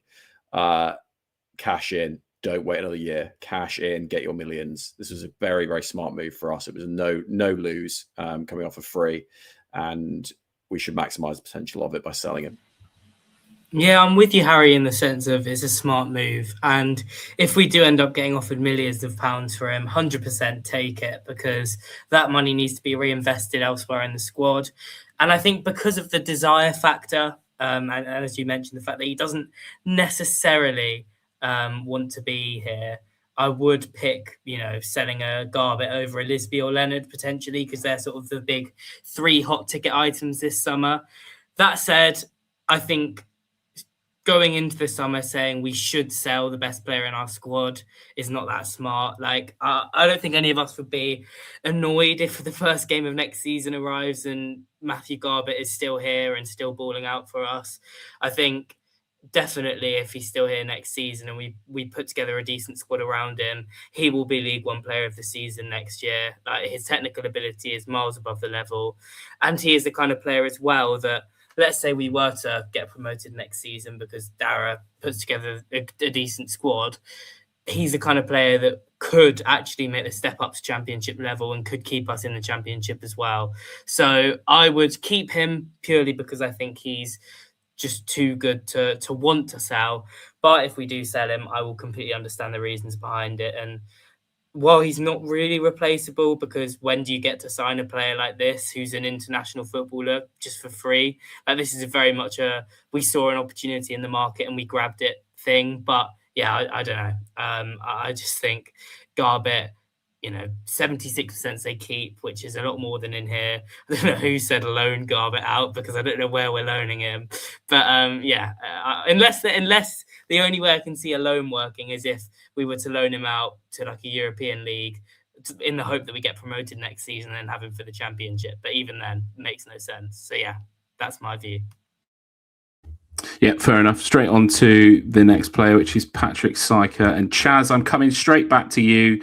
We all agree on this player. I want to hear your thoughts on Patrick Syker, please. Yeah, I'm a big Syker fan. He's a baller. He is an absolute baller. Technically, one of the best footballers at the club, like genuinely, not just in the academy, at the club. He has an incredible ability to dribble. I think he's a decent enough finisher when I've seen him through on goal. And I would happily have him playing a part in the squad next season. We talk about cap space. Well, actually, I think this is an area where we can really sort of make up some ground in that sense, because he was not going to be on a lot of money. He'll be on the same performance-related contract that all of our academy graduates are on. And yet, I'd happily bring him on in any Posh team. I'd happily have him as a backup. I think he's a really versatile option, and hopefully he hits the gym in the summer a little bit, and has a good summer for himself physically, and comes back looking a bit bigger for pre-season, because if he can get that sort of physical side of his game nailed, the technical side is already there, and he's a top-end League One footballer, 100%. Yeah, let's not beat around the bush. I'm sure that, Harry, can you just tell me the numbers? Are we 100% keep on this one? 6% loan on. I can live with 6% on loan. I mean, I get.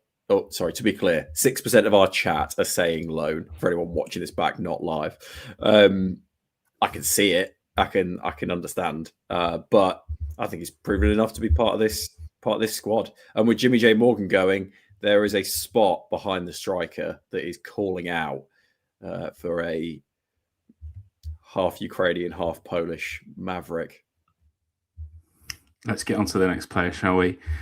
And I think that we're all queuing up for this one. Are we? Who wants to go? Who wants to go first on this one? John, you've unmuted. Are you ready to talk on Abraham Oddo? Please be respectful, of course. Yeah, I mean, I think I was the original Oddo slanderer, really. So I just wanted to stake my claim to be in first.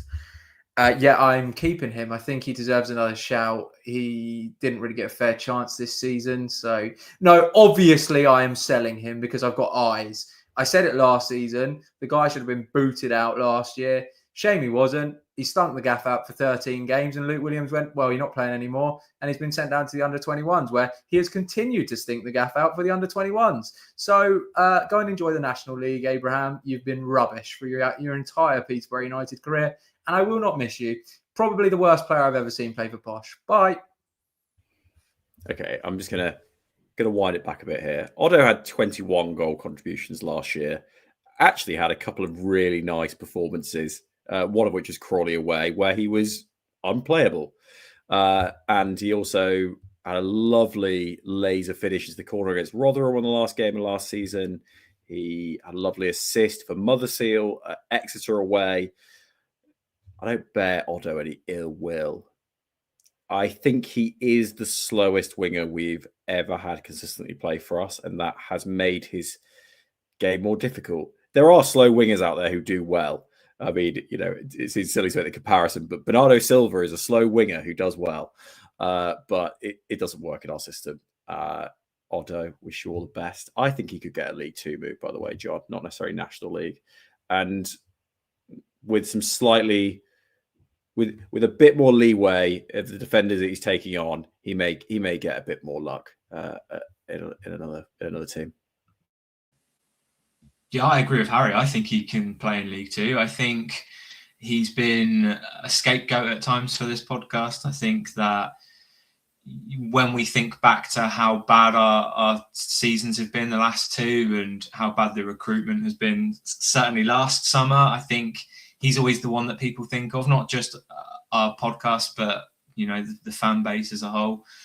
I think when he has had good games, and I think when Williams first came in, I think he had a couple of good games under Williams as well, but he didn't. He had a couple of. It weren't fantastic games. He had okay games. He did a job for the team. I think the way we talk about him sometimes is if he's useless. Harry's just called him slow. I don't even think he's slow. I reckon he's a good player in training. We just don't get to see it, and that's based on both the previous manager and the current manager commenting on him. And I think if you look at what Williams was saying about him when he first came into him basically be non-existent now, I can imagine that, maybe there was some political shenanigans going on. Dara mentioned on his podcast that there was a player or two that were offered moves in January and didn't take them. It wouldn't surprise me if Otto is that player, and it wouldn't surprise me if that's the reason why we don't see him in the team. Because are you really telling me the times where we really struggle to name a squad that he wouldn't even make the bench? Because I genuinely do think that he's turning up to training every day and he is playing okay, especially on the wing as well. How badly have we struggled for wingers to not even give him a chance at all at the back end of this season in the team, just to see what he's like after being out of the team for a period. We haven't even given him that opportunity. So it is a sell because of, the way the fan base think of him. And I think he has proved that he isn't the quality of a League One player. But I do think that, we are a little bit too harsh on Otto as a fan base.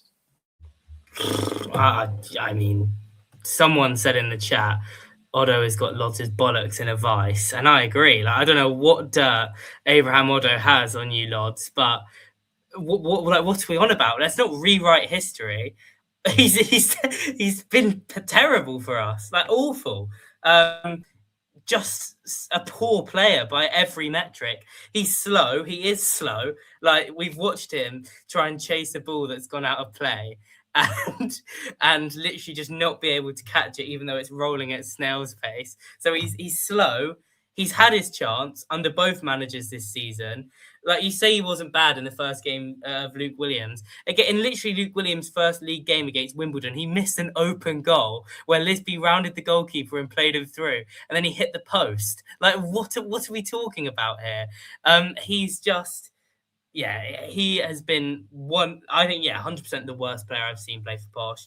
I don't like his attitude either. His attitude stinks, absolutely stinks. And he just, he's clearly not good in training, because if he was good in training, then Luke Williams would have included him in the squad. And if Luke Williams isn't including him in the squad because of political shenanigans, Lodz, then our chairman has too much of a say over, the team selection. So which avenue will be going down here? He's just not good, just not a good player. He'll probably go to League Two and probably be okay at League Two level. It's worth noting that we all said keep this time last year on Abraham Otto, I think, or at least the vast majority of us did, because he got 21 goal contributions in his first season. We were all willing to give him the benefit of a second season, or at least maybe all bar John. So I would say that we've given him that chance. He's not taken it. He's been poor. His attitude isn't good. Move him out. And that's the only reason I've come in here is because I don't want Lodz's, what he said about tempering the fact that Odo's been terrible to be the last thing said about Abraham Odo potentially ever on this podcast. Yeah, I'm going to move very quickly on and just tell everyone that Abraham Odo called me nasty names when I got face-to-face with him. And that's why I'm selling him. Moving on to the next player. Me too. Olu Shofowoke. We saw him today. He's gone off injured with a potential shoulder injury today. Hopefully that's not anything too long-term. Does anyone want to take this one? We all agree on this one. We are all...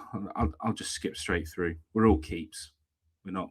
I think we've seen enough over the last sort of, is it 5 or 6 games to sort of say that I think that there's a few things that he needs to work on technically, but that raw pace is just a talent, isn't it? And is a skill that you need to keep around. It's that short burst pace that is just electric. Over 10 yards, he is possibly quicker than Ricky over 10 yards. He's not at the moment quicker than Ricky over 50 yards, though. He got through on goal at Blackpool away. He got through at Luton away, both times winning fouls, but players did catch up to him, and that didn't happen to Ricky because Ricky just blew completely past them, and that was the end of it. If Bolu can become a true speed dribbler like Ricky was, then we potentially have our best ever player on our hands for pace and threat down the channels. For now, though, plenty to get excited about. And also, so we're currently at 12% for loan here. I don't think so. I think this guy's shown enough to be in and around a League One squad next year already. Yeah, let's get on to a man that was sent out on loan to Shrewsbury. Brad. He had his. Didn't we say this time last year that Brad would end up being a Peterborough United player, even though he was on the sell list? He ended up coming back. I think it was Rooster, wasn't it, that basically put an arm around him and got him to switch on, and then it sort of worked for 3 weeks, and then all of a sudden he was back out of the squad again. I am looking and thinking that Charlie needs to go first on this one. Brad, would you like to go first, Charlie? First of all, I love Brad, and I want him to be a success here because he is a cult hero, which is why I am enshrined in green right now, while everyone else has that red cell box around them. I think Luke Williams might take a liking to Brad. He's got a very different ethos about characters and about the way that he deals with, potential ill discipline than Fergie did. Fergie was very strict, and that's why him and Brad just didn't get on. And I actually don't think Brad being loaned out at the start of this season was because of his footballing performances, because I thought he was looking okay. Like, he wasn't looking amazing, but he was certainly better than Gustav, who we held on to at the beginning of this season. He's better than David Kamara and Pemi Aderoju. So if he was in the squad right now, he'd be our second choice striker. I think there is a really good chance that he could kick on and could be a sort of second or third choice striker, something a bit different, someone to come on and harass defenders and come on and hold the ball up. And from the little bits I've seen of his Shrewsbury loan, he's obviously been injured for a lot of it, but he's done some stuff that's been impressive. I'd let him at least get to meet Luke Williams and work with him in pre-season, not just write him off completely. And because Williams hasn't even spent really a day with Brad yet, I'm saying keep for now, because there's a chance that he takes a liking to him. And we all like him, don't we? Regardless of what we think of him as a footballer, we all like him as a character because of the moments he provided last season. Chaz is basically keeping everyone so far. I've noticed he has not gone red very much. He's basically going run it back. This has been really good the last 2 years. Let's go again. Let's do a third year of it.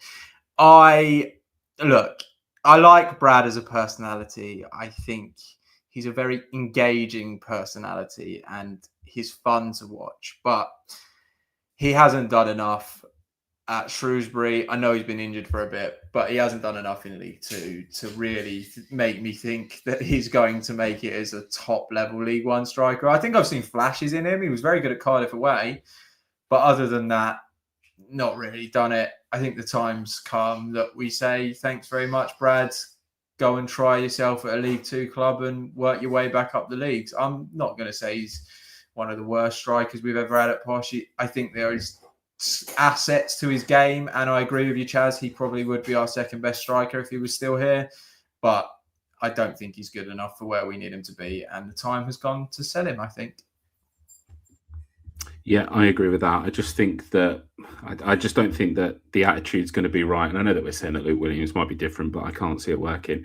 I've also just realised that the ticker that I set up at the bottom is going in the wrong order. So we won't be doing Chris Clark next. We'll be doing Cian Hayes next, who is a player that, again, didn't get any minutes today when we were chasing the game. I don't know whether that's just a case of Luke Williams didn't see it right to put him on. But Harry, your thoughts on Cian Hayes?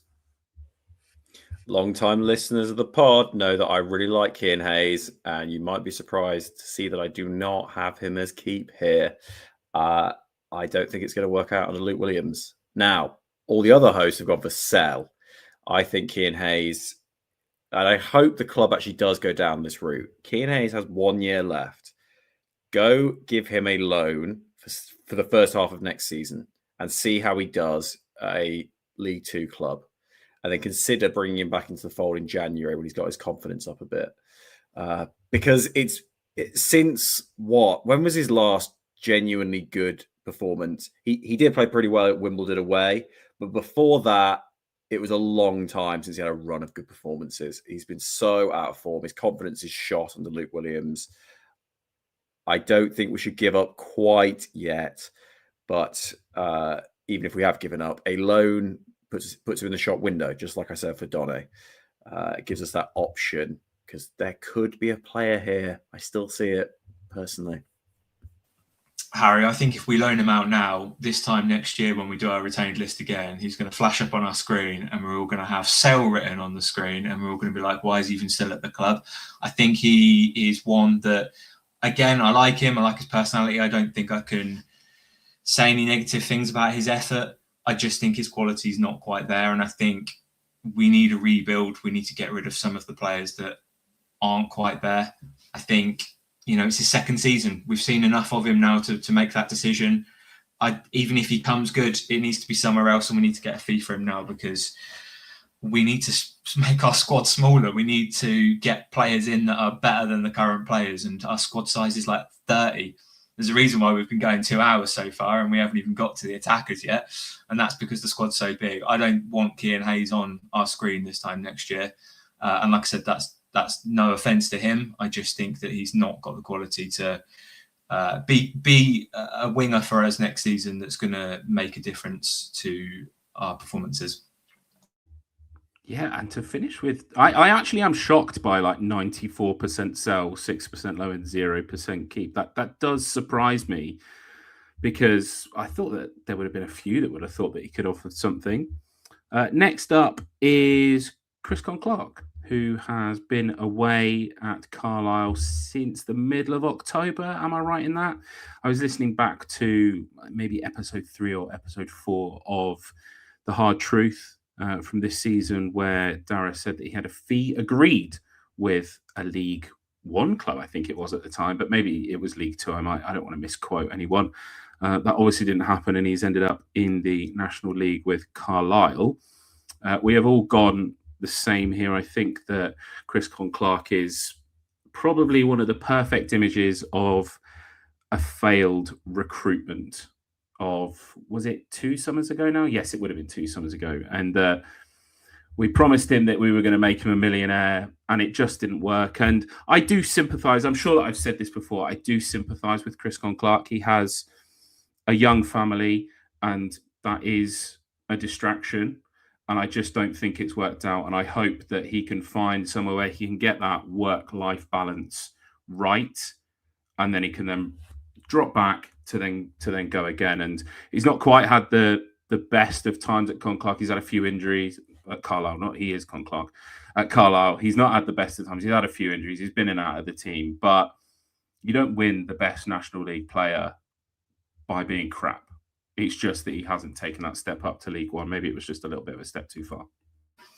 Yeah, and this is a perfect example of what I was just saying about Cian Hayes. This time last year, we knew that Chris Con-Clark wasn't good enough for League One.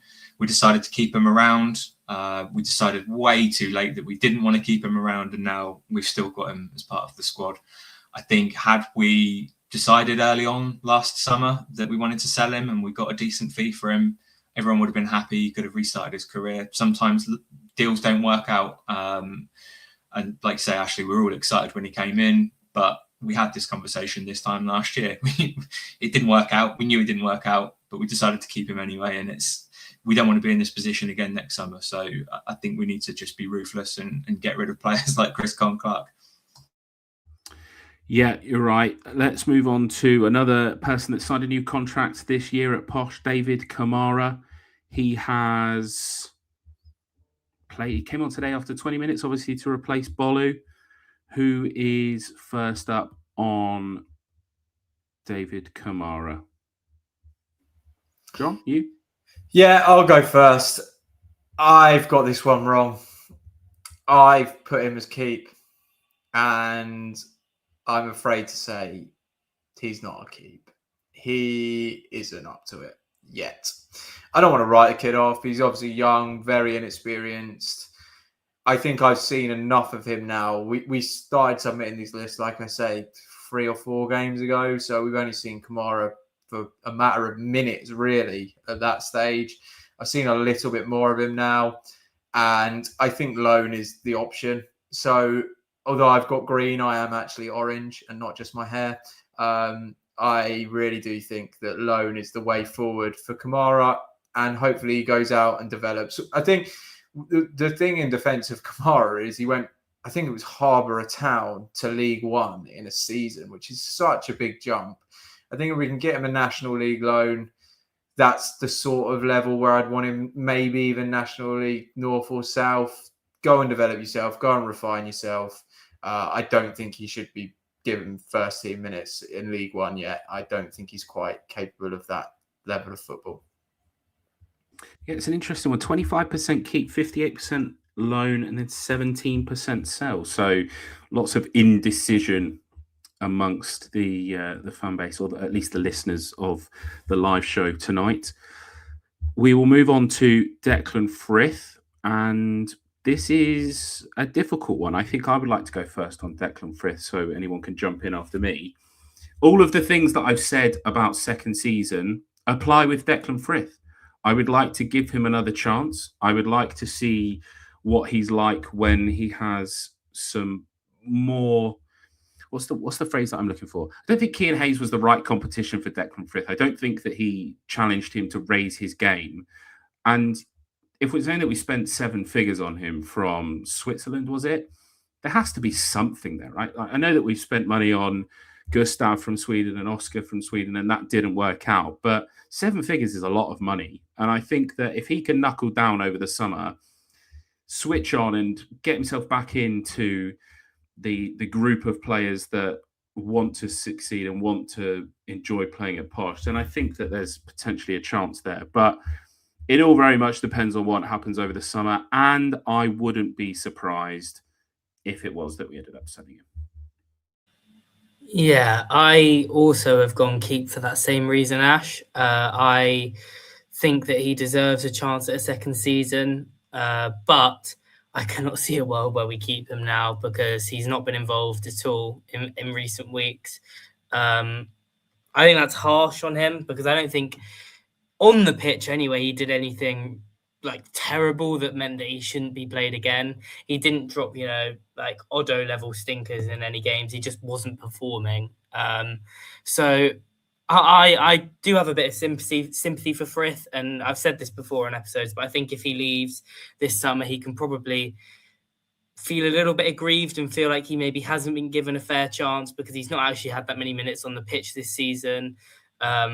I don't know that a better winger in front of him than Cian Hayes would have made a difference to the amount of minutes he played. If anything, I think it would have made him just less involved. But Yeah, I would have kept him as a potential backup for next season, and brought in someone good to compete with him. And then if that did elevate his game, then great. But I think he's going to go, unfortunately.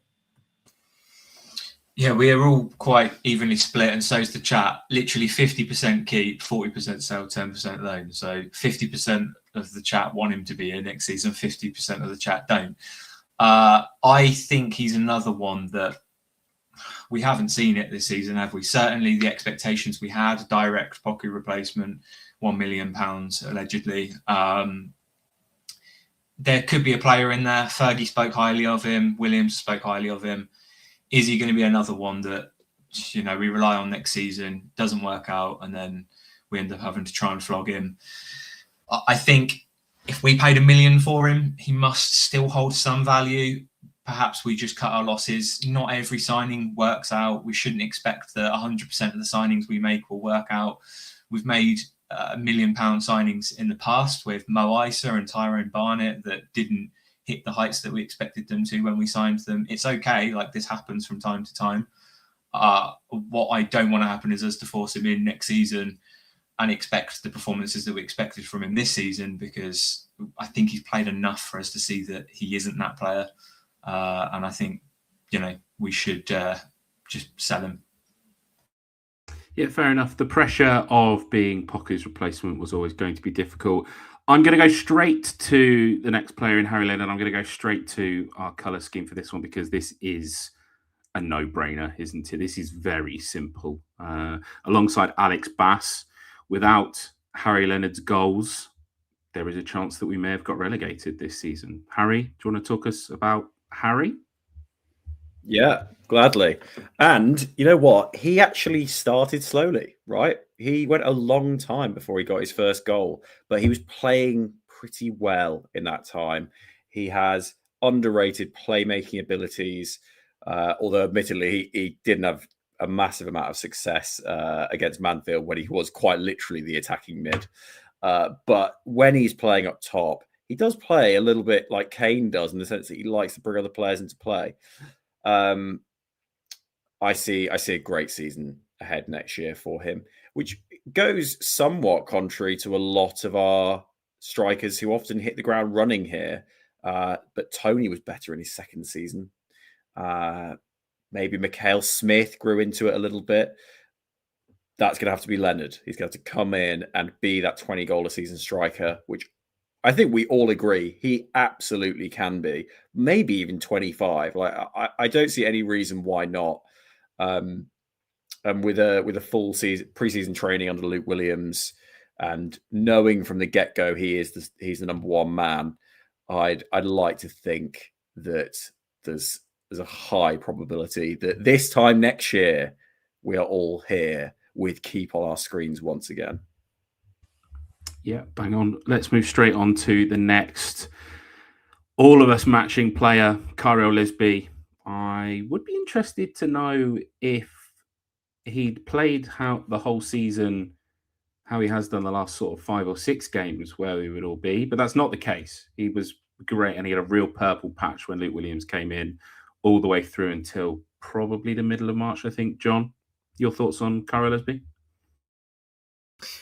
Yeah, I think he's been a little bit harshly treated towards the end of this campaign. I feel like there's almost been a lot of people have got frustrated, which I totally understand, and kind of gone, well, just get rid of everyone. And I feel like Lisby's almost been thrown into the get rid pile by some people. I mean, the poll at the minute is 100% keep, but certainly on my Twitter feed today, it was like, just keep Bass and Leonard and fuck everyone else off, basically, was the sentiment. And actually, I think I'm prepared to give him more than the benefit of the doubt by the fact that he has just had to play 90 minutes after 90 minutes after 90 minutes and be the main winger, because we've got nobody else that's any good down the wings for pretty much the entire season. To carry I don't want to say carry, because obviously Harry Leonard and Jimmy J have done bits and bobs as well, more than bits and bobs. They're both very good players. But certainly out wide, he has carried our main attacking threat. And to do that in a season after you step up from the National League is so impressive, I think. he's got 20 goals and assists combined this season, his first season in League One.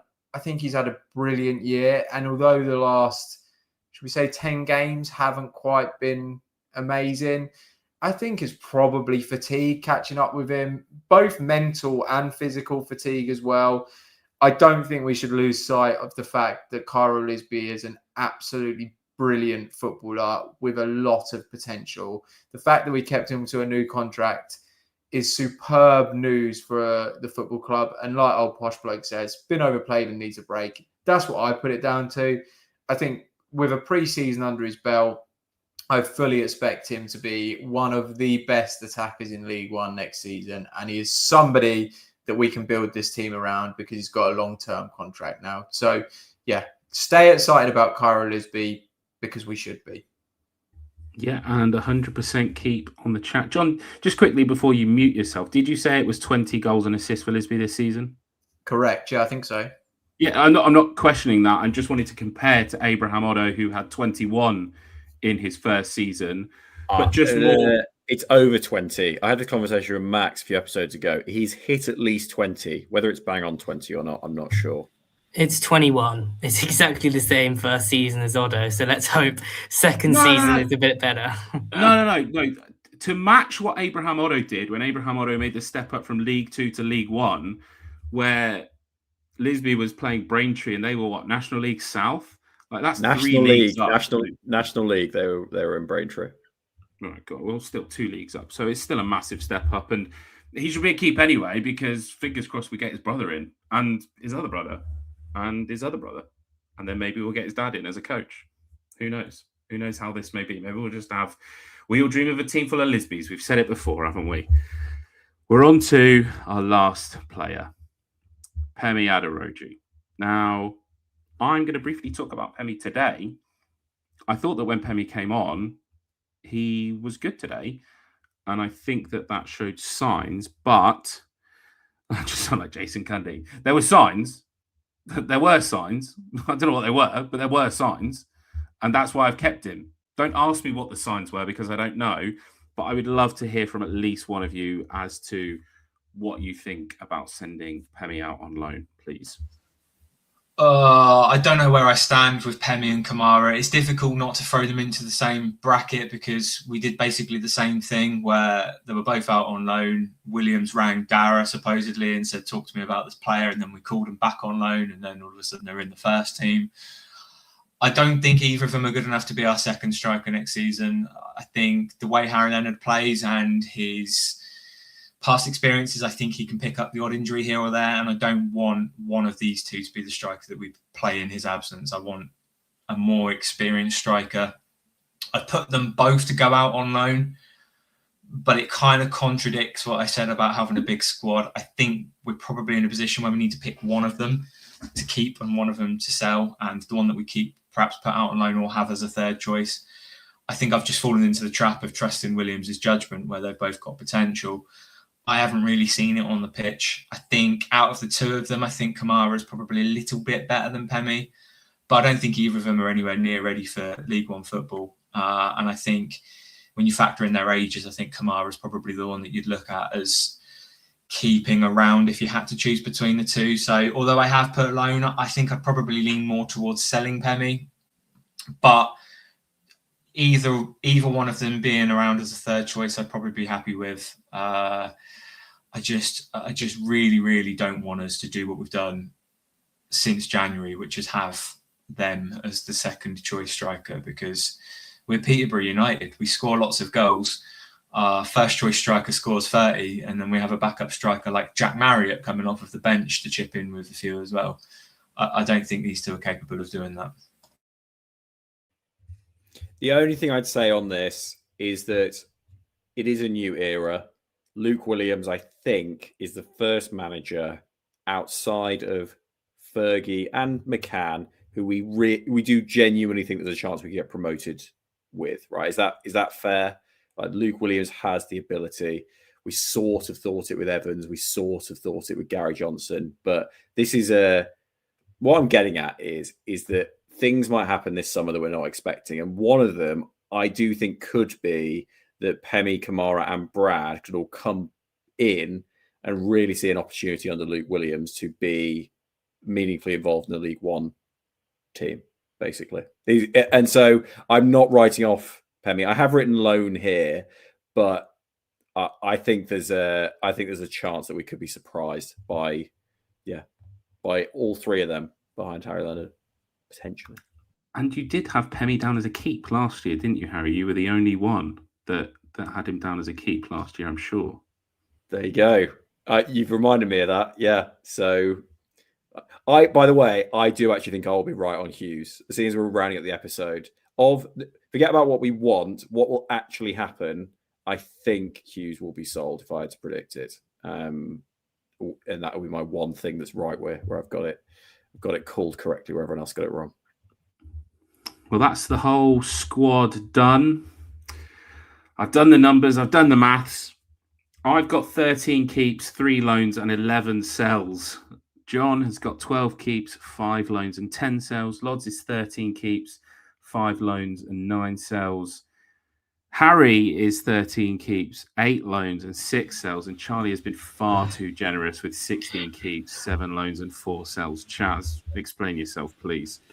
Yeah, but when Harry says that he thinks he's going to be right about Hughes, I think I'm going to have the most accurate retain list based on what actually happens and what the squad looks like by the start of next season. I just don't see us having that big of a turnover in players. It didn't work last year, and I don't think Dara's going to do it. We just don't have the funds to go out and sell 10 poor players and replace them with 10 better players. Like, there's no point. We're definitely not going to have the funds if we only sell 4 players, Charlie, like you've got us doing.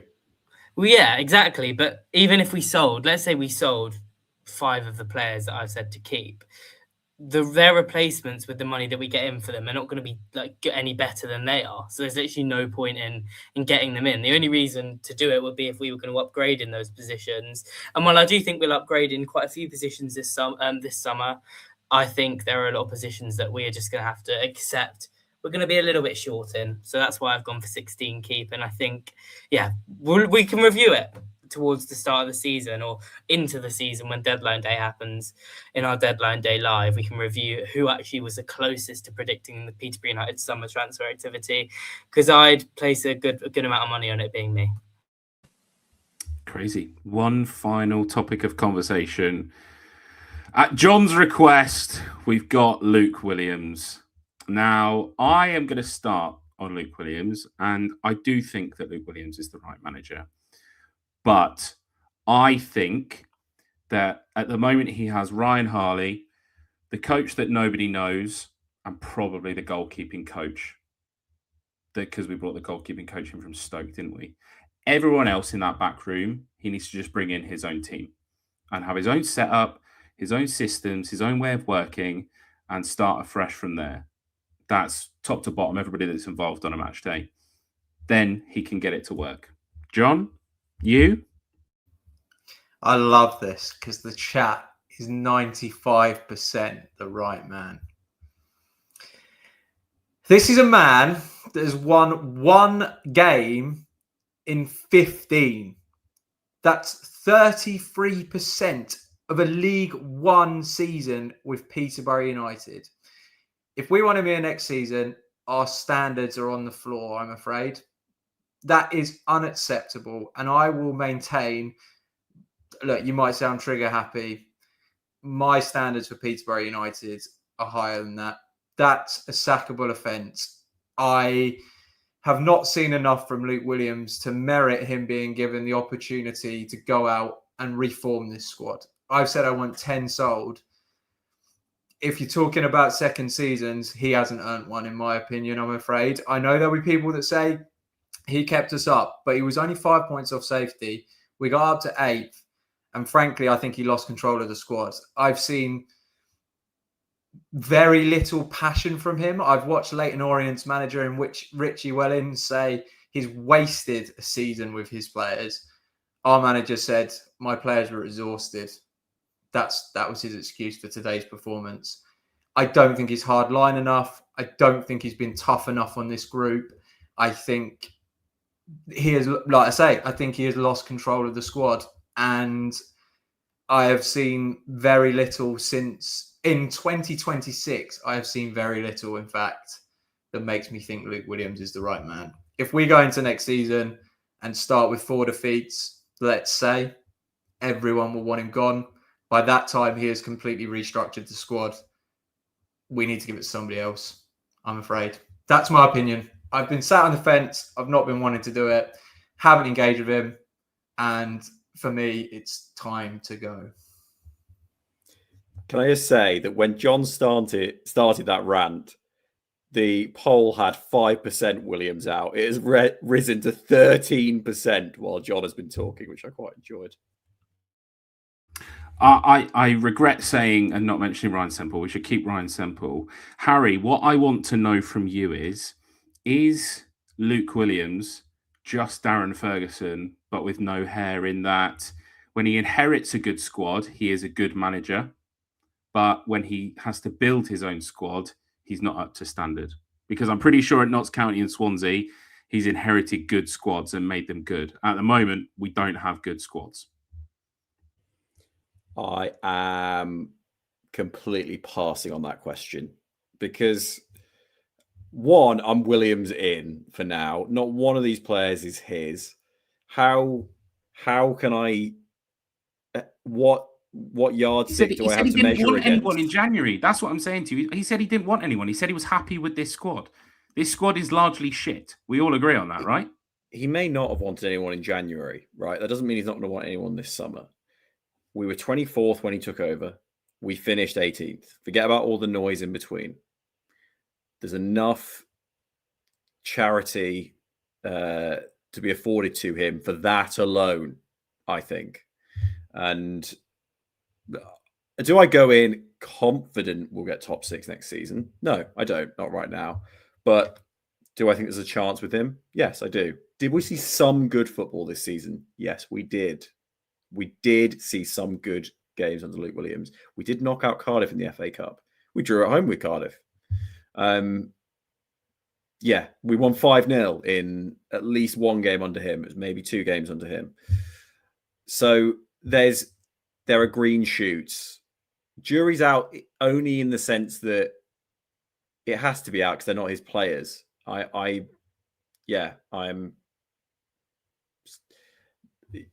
all I've got to say. That's all I've got to say on it. I'm keeping him, and I go in with a level of confidence on it. Before I say what I want to say, I'm going to ask the poll master to put a poll out. If the chat could swap Luke Williams for Darren Ferguson right now, would they? Just a simple yes or no. And to answer your question, actually, yes, Luke Williams is Darren Ferguson with no hair. I think he plays good football like Darren Ferguson at least tried to. I think he is probably a lot more relaxed than what Darren Ferguson was at the most recent time. But back in the day when we had Darren Ferguson in the golden years, I think he was very relaxed on the team. And he is a yes man. I think if there was a blank checkbook in January, I think he wouldn't have said that he was happy with the squad. I think he's probably weighed up the situation and decided that he's happy with the squad based on that. Bear in mind as well, in January, I think he did enough to get us to safety. We all said that we were playing for nothing. I know there was a chance of playoffs at one point, but I think everyone was quite happy to just peter out and finish mid-table at the time. He's proved that he can get results. Yes, there are players that have down tools, and yes, motivating them is his responsibility. But I think given that we lost Darren Ferguson because, you know, he's probably exhausted. He's very rarely that he does more than 3 years and still succeeds. I think Luke Williams is probably the next best person. So I think he is the right man. I think let's try him with his own players. I mean, we've all voted to get rid of a lot of players, apart from Charlie. So let's give him a go with those players and see where he ends up. But I think he is literally exactly what we want to replace Darren Ferguson. Someone that's probably a little bit nicer. Fergie got a bit frustrated towards the end. Someone that still plays attractive football. And the most important thing in the manager of Peterborough United, someone that can work for Darren McAntony, because I can't imagine there are too many managers out there that would work in this environment. Yep, I think we are done. It is 20 past 10. We've been live for 2 hours and 20 minutes. Somebody asked if we're going to do retained keep release on all of the hosts. We will have our end of season survey out for you all where you can rank us all, Max included as well. And then you can slag us all off if you want to and say how annoying we are. And we'll keep it completely anonymous. So if there are any players listening that would like to just say some nasty words to us, by all means, there's your chance. I don't have anything else to say. I think we're there. Up the Poshcast. Up the Poshcast. Up the Poshcast. Up the Poshcast. Thanks, I'm never lost. I'm never lost. Up the Poshcast. Up the Poshcast. Up the Poshcast. Fuck you, Harry.